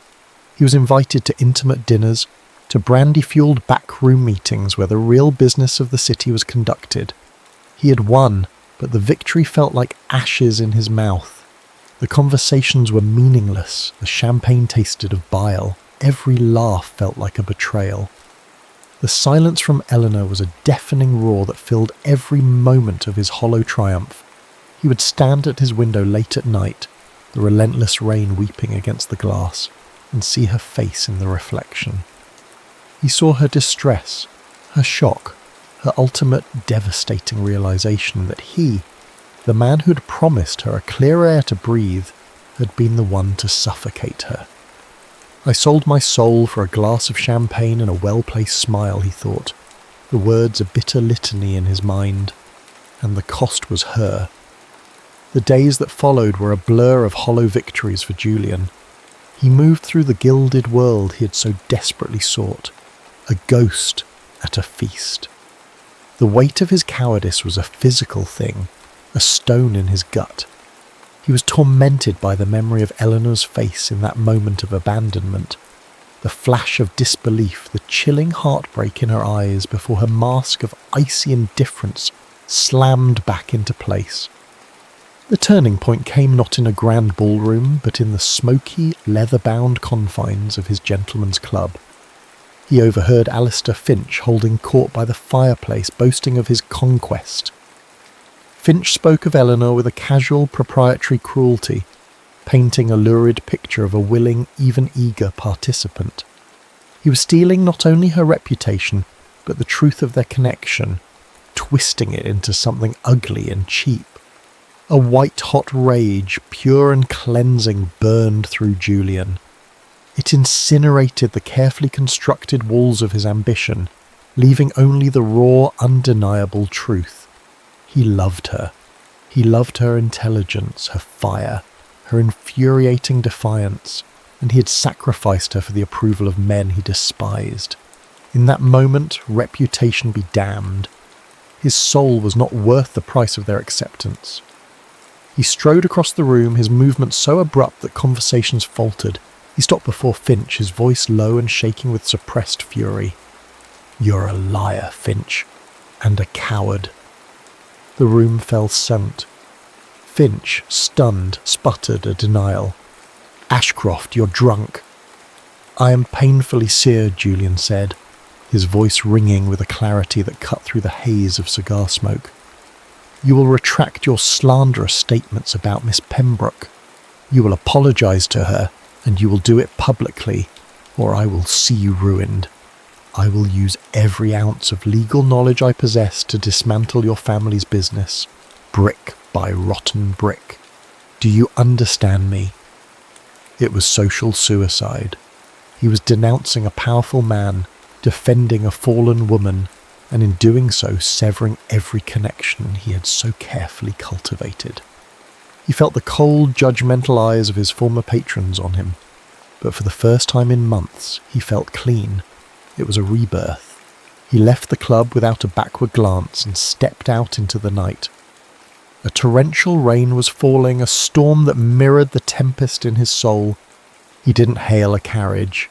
He walked, letting the cold, driving rain soak him to the bone as if it could wash away the stain of his betrayal. He walked all the way to Great Jones Street, to the grand, silent Pembroke house. He had no idea if she would see him, if she would even open the door. He was prepared to stand on her doorstep all night, to beg, to lay his broken pride at her feet. He raised his hand and knocked. The sound was swallowed by the storm. He knocked again, harder. After a lifetime of waiting, the door opened a crack. A servant peered out, then, recognizing him, tried to shut it. "Please," Julian said, his voice raw. "Tell her I am here. Tell her I will not leave." He waited, rain dripping from his hair, his heart pounding against his ribs. Then the door swung open. Eleanor stood there, wrapped in a simple woolen shawl, her face pale and impassive in the dim light of the hall. She looked at his drenched, pathetic form, and for a moment he saw a flicker of the old fire in her eyes. "You have a great deal of nerve, Mr. Ashcroft," she said, her voice dangerously quiet. "I know," he croaked. "Let me in, Eleanor, please." She hesitated, then stepped back, allowing him to enter. He dripped onto the marble floor of the grand foyer, a place he had once entered with such calculated confidence. She led him not to one of the formal receiving rooms, but to her sitting room, the sanctuary of books he had once breached with a gift of poetry. A small fire flickered in the hearth, casting long dancing shadows. The air between them was thick with unspoken words, with weeks of pain and longing. "What do you want?" she asked, her arms crossed, her body a fortress. "Forgiveness," he said, his voice breaking, "though I don't deserve it." And then the storm broke. The argument that erupted was a hurricane of accusations and confessions, of fury and betrayal. She threw his cowardice in his face, her voice rising with every carefully hoarded ounce of pain. He did not defend himself. He absorbed every word, every verbal blow, accepting it as his penance. "You left me there," she cried, her voice finally cracking, tears streaming down her face. "You watched them tear me apart and you walked away." "I know," he said, stepping closer, his own tears mixing with the rain on his face. "And I have been in hell every moment since, a hell of my own making. I chose the cage, Eleanor. I chose the cage over you, and it was the most damnable mistake of my life." His confession, his utter brokenness seemed to drain the anger from her, leaving a vacuum of raw, aching need in its place. The fury and pain had burned away all the artifice, all the masks, leaving only the two of them stripped bare and shivering in the ruins. He reached for her.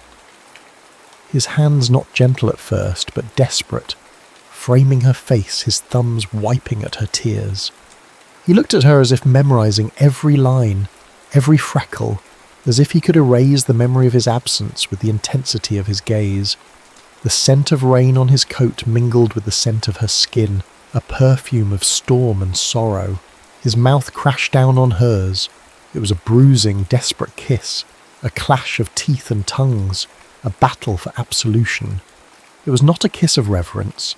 It was a kiss of raw, agonizing need. She resisted for a moment, her hands pushing against his chest, and then, with a sob, she surrendered, her arms wrapping around his neck, pulling him closer. This was not a reunion. It was a claiming. His hands moved over her, frantic, tracing the lines of her neck, her shoulders, the curve of her back. He was relearning the geography of her, a land he had willingly abandoned and now desperately sought to reclaim. Clothes were not so much removed as torn away, a frantic shedding of propriety and pain and lonely nights. The buttons of her dress gave way under his fumbling fingers, his mouth leaving a trail of fire down her throat. He lifted her, her legs wrapping around his waist, and pressed her against the cold solid wall. Her gasp turned into a moan as he moved with her, a powerful, deliberate act of reclaiming their lost ground. There was no gentleness in it. Not yet. It was a staking of a claim on a future he had almost thrown away.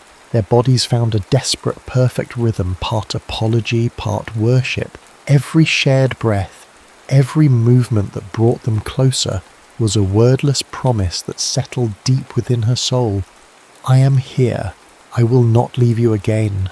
Her body arched to meet his, her nails digging into the slick, tense muscles of his back, scoring the skin in a desperate attempt to pull him into deeper connection. The flickering firelight danced over their slick skin, casting them as pagan figures in some ancient rite of atonement and desire.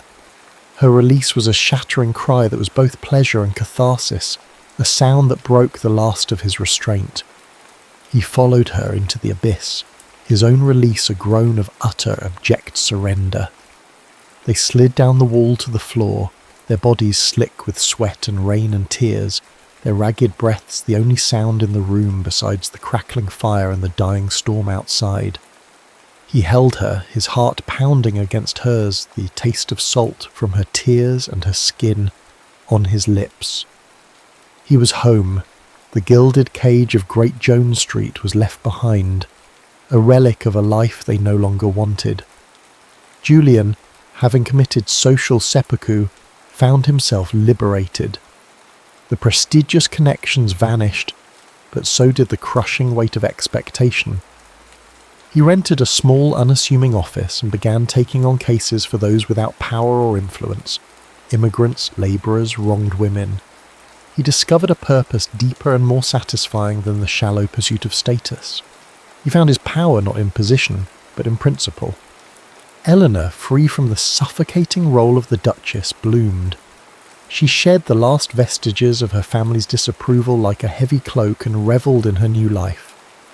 She began to write, publishing essays under a male pseudonym that were praised for their sharp wit and radical insight. They rented a small but charming house in a less fashionable but welcoming neighbourhood, a place with a small garden and windows that let in the morning light. They were a team, partners in a life of their own design. Their new reality was built not on social standing, but on shared truths and quiet moments. One evening they hosted a small gathering. The guests were not the city's elite, but a motley collection of artists, writers, thinkers, and a few of Julian's grateful clients. The air buzzed not with gossip, but with passionate debate and easy laughter.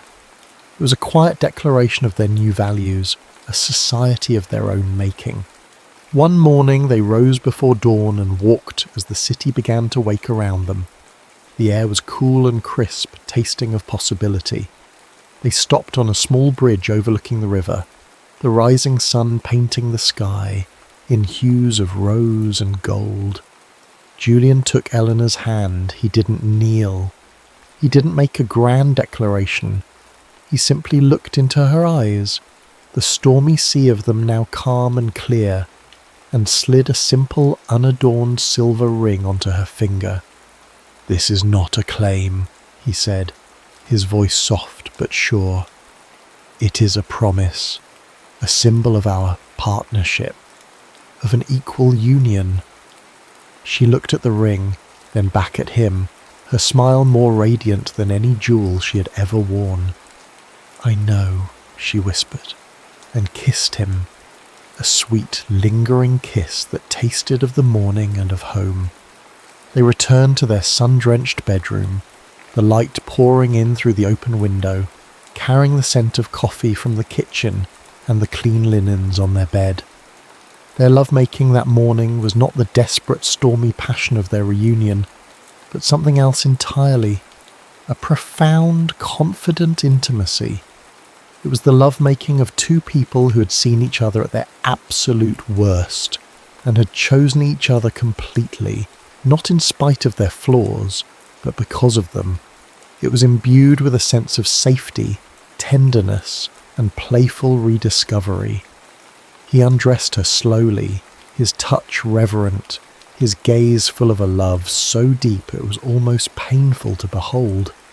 His hands, which had once been desperate and claiming, were now slow and curious, worshipful. He kissed the curve of her shoulder, the hollow of her throat, the sensitive skin of her inner wrist where her pulse beat a frantic rhythm against his lips. "You're so beautiful," he murmured against her skin, the words a prayer. She, in turn, explored him with a new confidence, her hands tracing the hard planes of his chest, her soft kisses lingering in gratitude. There was no urgency, only a deep, abiding pleasure in the connection itself, a silent conversation of touch and breath. He laid her back against the pillows, the sunlight warming her skin. He began a new exploration, a slow, deliberate journey mapped by his mouth. He traced the line of her collarbone, the gentle slope of her stomach, his breath a warm caress that left a trail of fire in its wake. A shuddering sigh escaped her as his lips followed the curve of her hip, his touch both a question and a promise. Her hands, which had been stroking his hair, now clutched it, her knuckles white. The world began to dissolve. The scent of coffee, the warmth of the sun, the sound of the waking city, it all faded, narrowing to a single perfect point of contact where his mouth met her skin. He moved lower still, to the heart of her, to the very centre of her warmth. And then she was lost. It was a sensory overload that stole her breath and scattered her thoughts. A deep humming current started low in her body, a silent song only he could compose. He worshipped her with a reverence that unmade her, patiently, devotedly, until the slow-building heat became an exquisite torment. Her back arched from the sheets, her head thrown back in a silent, desperate plea. Time ceased to exist. There was only the dizzying, spiralling pleasure he was coaxing from her, a wave of sensation that built and built until she thought she would shatter. When the peak finally came, it was not a cry, but a single, silent, shimmering tremor that shook her to her very soul. It was a wave of pure light and heat that crested and washed through her, leaving her boneless, breathless, and utterly, completely his. He moved up to capture her mouth in a slow, deep kiss, and she could taste herself on his lips, the intimate flavour of their shared devotion. It was the taste of her complete surrender and his absolute adoration, a seal on a promise made and kept.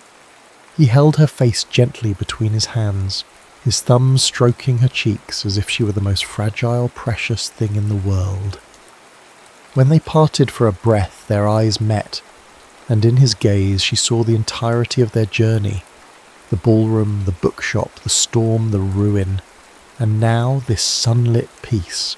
With a gentleness that made her want to weep with gratitude, he shifted, his body covering hers like a warm, welcome blanket.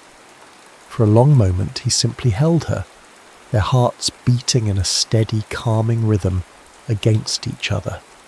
There was no urgency, only the profound rightness of being exactly where they belonged. It was not a taking, but a coming home.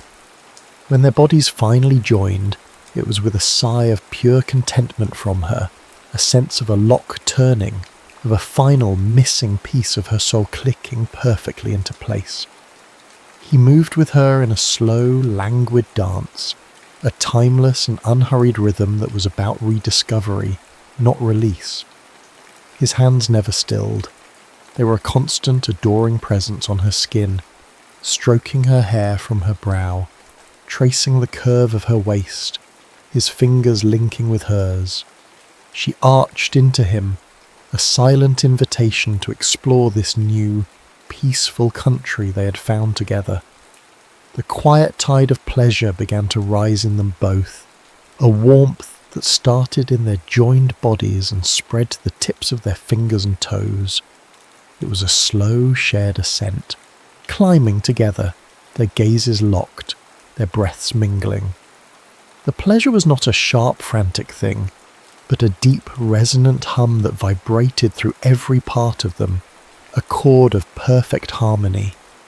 Their shared climax was not a shattering cry, but a soft exhalant pulse, a quiet tremor that passed from his body to hers and back again, a peaceful and absolute completion that bound them in its gentle, shimmering afterglow.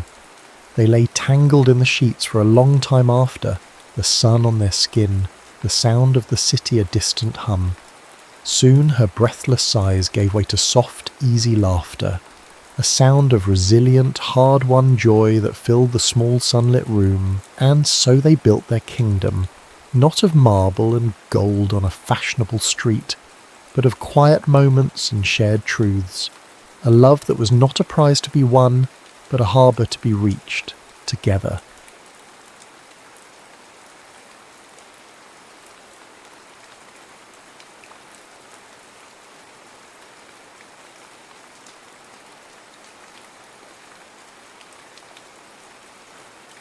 Letters from Miss Benson. Of all the prisons a person might inhabit, the most finely appointed are often the most difficult to escape. For Mrs. Eleanor Benson, the grand London townhouse of the Ashworth family was such a place. It was a cage of damask and polished mahogany, of hushed corridors and the stifling scent of wilting condolence bouquets. Grief, she had learned in the 6 months since her husband's passing, was a public spectacle, and she the star performer. She had sought refuge here at the home of her late husband's cousin, but found only a different stage, one with a more intimate and therefore more discerning audience. The Ashworths were kind in that particular way of the well-mannered wealthy. Their sympathy was a heavy blanket she was expected to wear, no matter how it smothered her. Mrs. Ashworth, a woman whose life was a series of managed expectations, spoke in placid, soothing tones. Mr. Ashworth offered solemn nods and inquiries about her comfort. It was all perfectly correct and perfectly suffocating. Eleanor, at 28, felt herself a curious artifact. A widow. The word itself was an ending, a closing of a book. Her own spirit, which she remembered as a bright and restless thing, felt distant, a memory from someone else's life. She moved through the drawing-room, a graceful ghost in morning black, accepting tea and platitudes, her smile a carefully constructed artifice. Another drawing-room, another set of sympathetic yet curious faces, she thought, her fingers tightening around her teacup. Will I ever find a corner of the world where I can simply be? It was during one of these ritual afternoon teas that she first truly saw him. Thomas Ashworth, the family's only son, had been a peripheral figure for the first week of her stay, a rustle of paper from the library, a brief formal nod at dinner. Home from his studies at Cambridge for the summer, he seemed to exist in a different orbit from the rest of his family, one governed by the silent pull of books and contemplation. He entered the drawing-room that day with the reluctant air of a man summoned from a more interesting world. He was younger than her, perhaps by 5 or 6 years, with a scholar's slight stoop and hair the colour of dark honey that fell across his brow as if he'd just run a hand through it in thought. But it was his eyes that held her. They were a deep, serious grey, and when they met hers for a fleeting moment, she saw not the pity she had grown so weary of, but a quiet, assessing intelligence, a flicker of something that looked like understanding. "Mrs. Benson," he said, his voice softer than she'd expected. "I trust you are finding your stay tolerable." It was an odd choice of word, not comfortable, not pleasant, but tolerable. It was the most honest sentiment anyone had offered her since her arrival. A small, genuine smile touched her lips. "It is, thank you, Mr. Ashworth. Your family has been most gracious." Their conversation was brief, a polite exchange about the weather and the merits of a new exhibition, yet it was imbued with an unspoken quality. He did not treat her like a fragile object, but like a mind. When his mother called him away to speak with another guest, he gave Eleanor a small, almost imperceptible bow, his gaze lingering for a second longer than necessary. Later that evening, seeking escape from the well-meaning but draining society of the drawing room, Eleanor found her sanctuary, the Ashworth Library. It was a room that felt sacred, a cathedral of the written word. 2 stories of floor-to-ceiling shelves were packed with leather-bound volumes, their gilded spines gleaming in the soft gaslight. A large fireplace stood cold and silent, and the air was thick with the holy scent of leather, paper, and time. The grandfather clock in the corner ticked with a slow, sonorous rhythm, a heartbeat for the quiet house. Here she could breathe. Here she was not Mrs. Benson, the widow, but simply Eleanor, a reader. She ran her fingers along the spines, a familiar comfort. On a reading table near the window, a volume of Keats lay open. Drawn to it, she saw that the margins were filled with faint pencil markings, a delicate, scholarly script. It was Thomas's. A thing of beauty is a joy forever. As loveliness increases, it will never pass into nothingness. Beside the line he had written, "But does it? Or does memory make it so? The beauty is not in the thing itself, but in our capacity to hold it, a fragile vessel." Eleanor's breath caught. It was a thought she had entertained herself in the lonely hours of the night, watching the ghost of her own happiness flicker and fade. His notes were not mere academic observations, they were conversations with the poet, with the ideas themselves. She read on, tracing the path of his mind through the odes and sonnets. He was thoughtful, sensitive, and possessed a touch of melancholy that resonated with her own. In his silent written world he was more present, more real, than he'd been in the drawing room. A feeling of connection, sharp and unexpected, pierced through the fog of her grief. Here was a mind that echoed her own solitude. Before she could reason herself out of it, a daring impulse seized her. She scanned the shelves until she found a collection of essays by Emerson, a favourite of hers. She opened it to a passage on friendship and the solace of intellectual companionship. Taking a small folded piece of notepaper from a pocket she had sewn into her dress for just such private thoughts, she wrote a single line, a quote from a poem she knew well. She did not sign her name. She simply wrote, "In the quiet of these pages, a silent conversation may begin." She tucked the note inside, leaving the book on the table beside his Keats. As a bookmark, she placed within the pages a single pressed pansy she had kept from a bouquet, its velvet face a deep, thoughtful purple. Her heart hammered against her ribs, a wild, unfamiliar rhythm. It was a reckless, foolish gesture. But as she slipped out of the library, the grand clock chiming the hour, she felt the first flicker of her own spirit returning, drawn out by the promise of a conversation with a man she'd only just met, yet felt she somehow already knew. 2 days passed in a state of quiet agitation for Eleanor.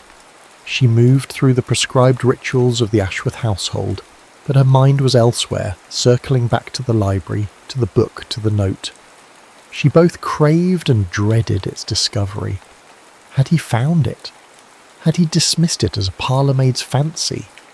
The uncertainty was a low, humming current beneath the placid surface of her days.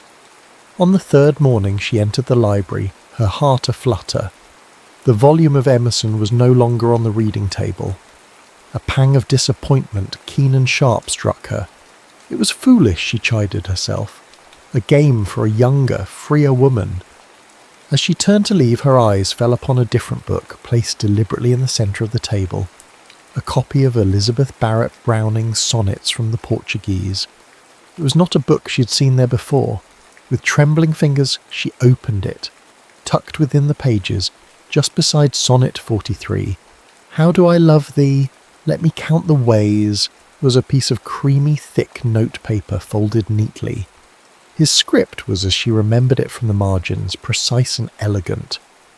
"A conversation requires a response. I did not know these quiet pages could hold such a resonant echo. You speak of solace, but you have offered a spark. I confess I have spent 2 days rereading Keats and found him lacking. He speaks of beauty, but not of the surprise of finding it where one least expects it." He had signed it simply, T.A.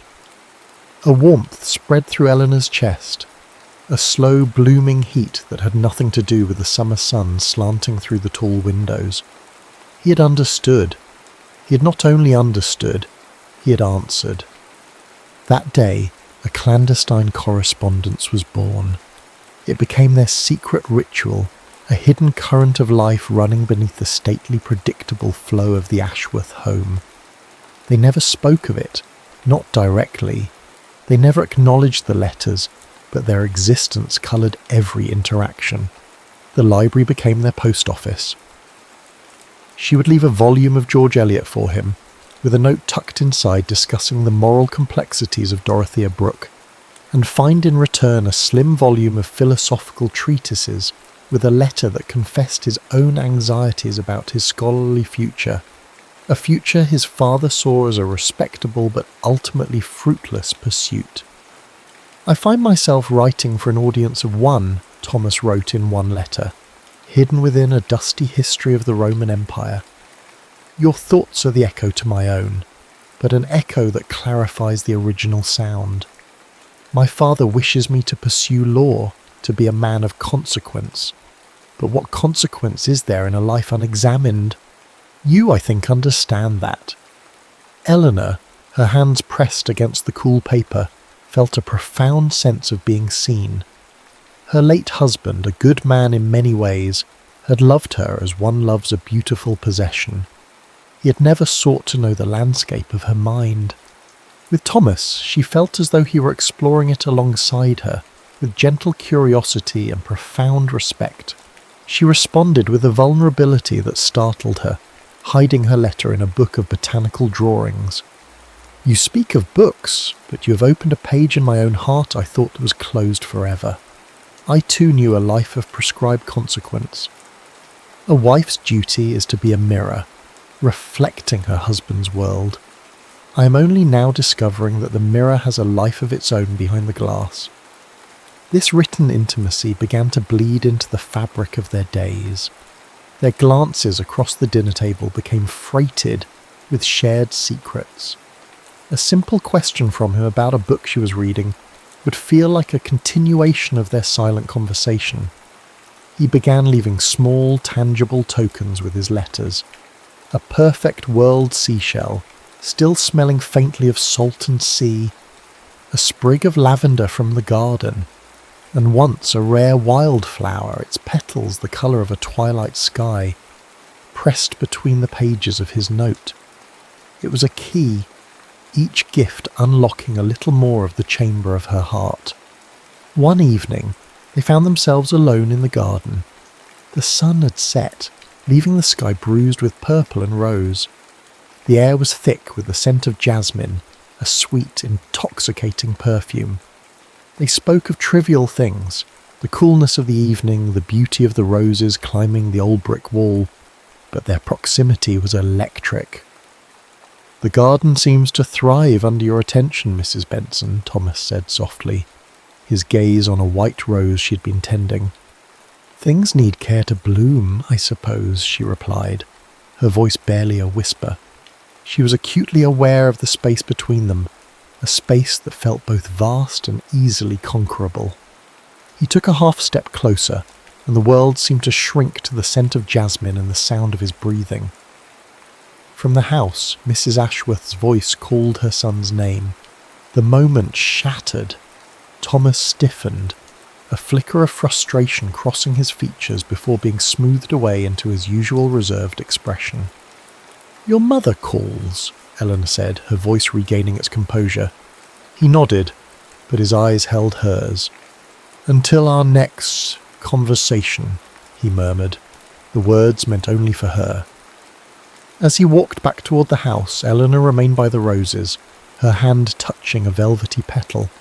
She had seen her own effect on him, and it was a heady, terrifying thing. Mrs. Ashworth's knowing, slightly concerned gaze had not gone unnoticed in recent days. "I believe our Thomas is quite taken with Mrs. Benson," she had remarked to her husband, her tone light as if dismissing a trifle. "It's a summer fancy, I'm sure." But Eleanor knew with a certainty that both thrilled and frightened her. that what was growing between them in the quiet of the library and the twilight of the garden was no mere fancy. It was a fragile, beautiful, and profoundly dangerous thing. The fragile world Eleanor and Thomas had built in the quiet corners of the Ashworth house was not meant for the harsh glare of London society. The blow, when it came, was delivered with the precision of a surgeon's knife, bloodless but deeply wounding.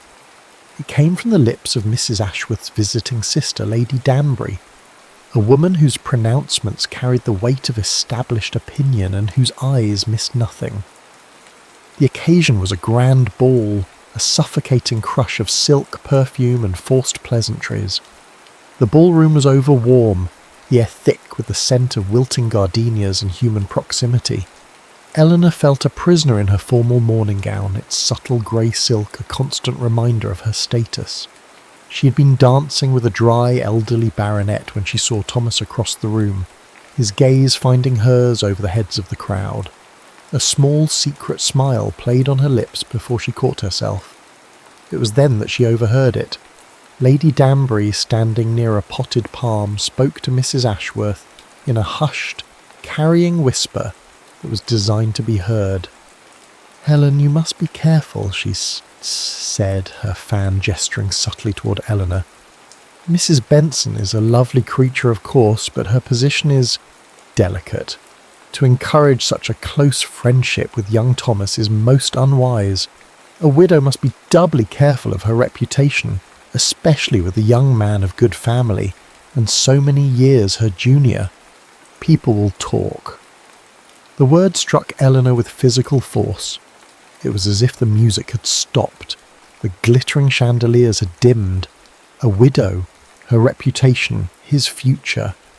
The phrases echoed in her mind, a cold litany of social truths she had foolishly allowed herself to forget.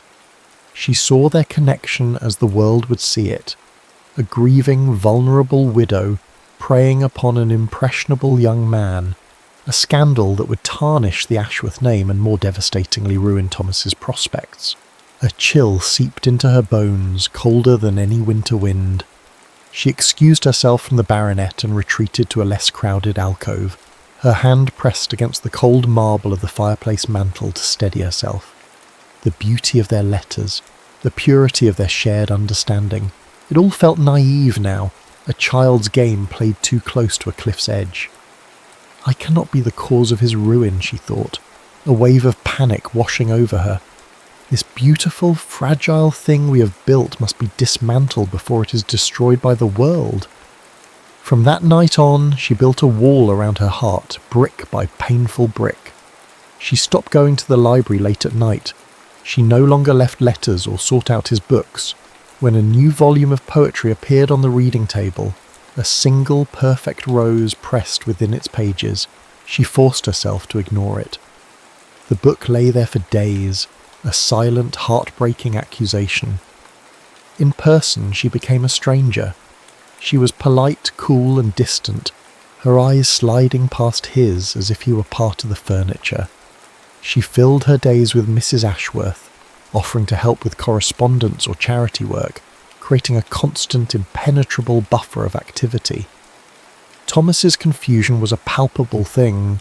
It radiated from him across the dinner table, in the hallways, in the garden she now avoided. She saw the hurt in his eyes, the bewildered questions he could not ask. He tried to corner her once in the morning room, his face etched with pain. "Mrs. Benson, Eleanor," he began, his voice low and urgent. "Have I offended you? Please, you must tell me." "Offended me? Of course not, Mr. Ashworth," she replied, her voice crisp and formal, refusing to meet his gaze. "I have merely been occupied. Widowhood, you see, comes with a great many duties I had neglected." It was a cruel, flimsy excuse, and they both knew it. She turned away before he could see the tears threatening to betray her resolve, leaving him standing alone, adrift in a sea of unspoken words. The house, once a sanctuary, now felt tense and oppressive. The air was thick with what was not being said. Eleanor felt as if she was slowly suffocating. One evening, unable to bear the confines of her room, she slipped down to the library, needing one last look at their shared space. There, in her favourite volume of Emerson, she found it. A final desperate letter. The paper felt heavy in her hand, as if weighted with his sorrow. Have I imagined it all? Was our silent conversation a mere fiction of my own heart? I feel as though a light has been extinguished, and I do not know who put it out, or why. I would have sooner cut out my own tongue than say a word to cause you pain. Tell me, I beg of you, what I have done. If this is to be the end, then at least grant me the mercy of knowing my crime. She sank into a chair, the letter clutched in her hand, and finally let the tears fall. The book in her lap felt like a tombstone marking the grave of their broken communication. Outside, the sky was darkening, the air growing heavy and electric. A low rumble of thunder sounded in the distance. The storm was coming. The storm broke with a theatrical fury, as if the heavens themselves were giving voice to the tempest in Eleanor's soul. Rain lashed against the tall library windows in violent wind-driven sheets, and the rumble of thunder was no longer a distant threat but a house-shaking roar. Each flash of lightning bleached the room of colour, rendering the familiar shelves and furniture stark and spectral for a heartbeat before plunging them back into the deep shadows of the gaslight. Thomas's letter was a hot brand in her hand. Grant me the mercy of knowing my crime.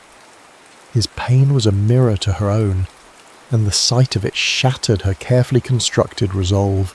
She could not let him believe he was at fault. She could not let their story end on a note of such cruel misunderstanding. She had to find him. She had to explain. To end things gently, honourably. To cauterize the wound so it might one day heal. Clutching the letter, she rose and moved through the darkened, silent house, the storm her only companion. She found him where she knew he would be, in the library, standing before the cold fireplace, his silhouette framed by a sudden, brilliant flash of lightning. He looked lost, his shoulders slumped in a way she had never seen. He turned as she entered, and his eyes, when they met hers, were hollowed out with grief. "Eleanor," he breathed, his voice rough. "Thomas," she began, her own voice trembling, I came to explain." She took a step forward, the letter held out like a peace offering. "It was never you. You did nothing wrong. It is me. It is my situation, the world." Her words faltered. How could she explain the suffocating weight of propriety, the venom in a whispered word, the future she was so desperate to protect for him? There was talk, a warning, about us, about the impropriety of it. I will not be the cause of your ruin. I care for you too much to allow my name, my status as a widow, to tarnish your future. He stared at her, the confusion in his face slowly melting away, replaced by a dawning, incredulous understanding. And then something else. Not relief, not yet, but a fierce, burning light. "Ruin," he said, his voice low and intense. He closed the distance between them in 2 long strides, his presence overwhelming in the charged air. The scent of rain and old books and him filled her senses. "Do you think that is what I fear? Do you think my future is a matter of drawing-room gossip and my mother's social ambitions?" He took her hands, his grip firm, his touch sending a tremor through her entire body. The paper of his letter crumpled between their palms.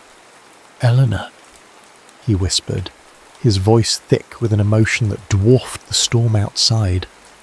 "Do you think a whispered word from a bitter tongue could undo what these letters have built between us?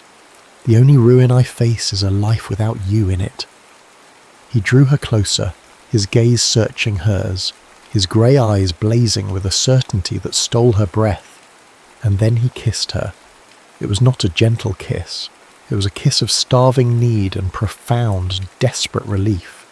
It was the culmination of every hidden letter, every stolen glance, every unspoken word.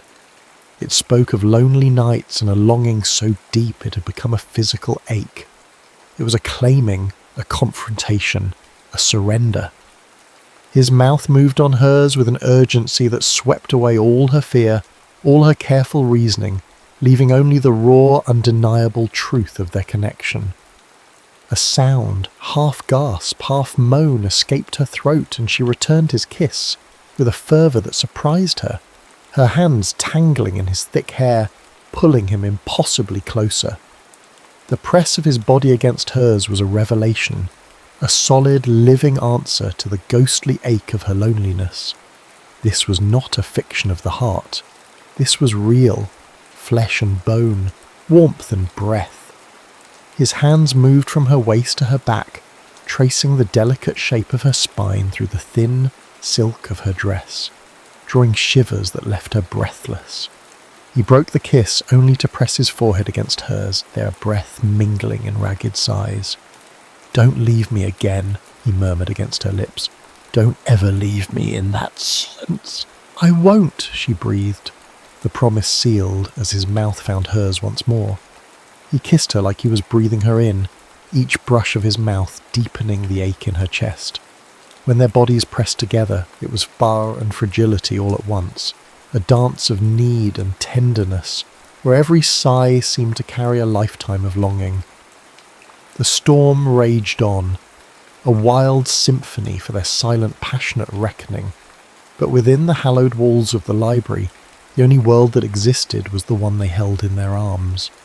The storm passed as dawn approached, leaving the world washed clean and quiet. The library, which had been the theatre of their tumultuous reunion, was now filled with the soft grey light of a new day.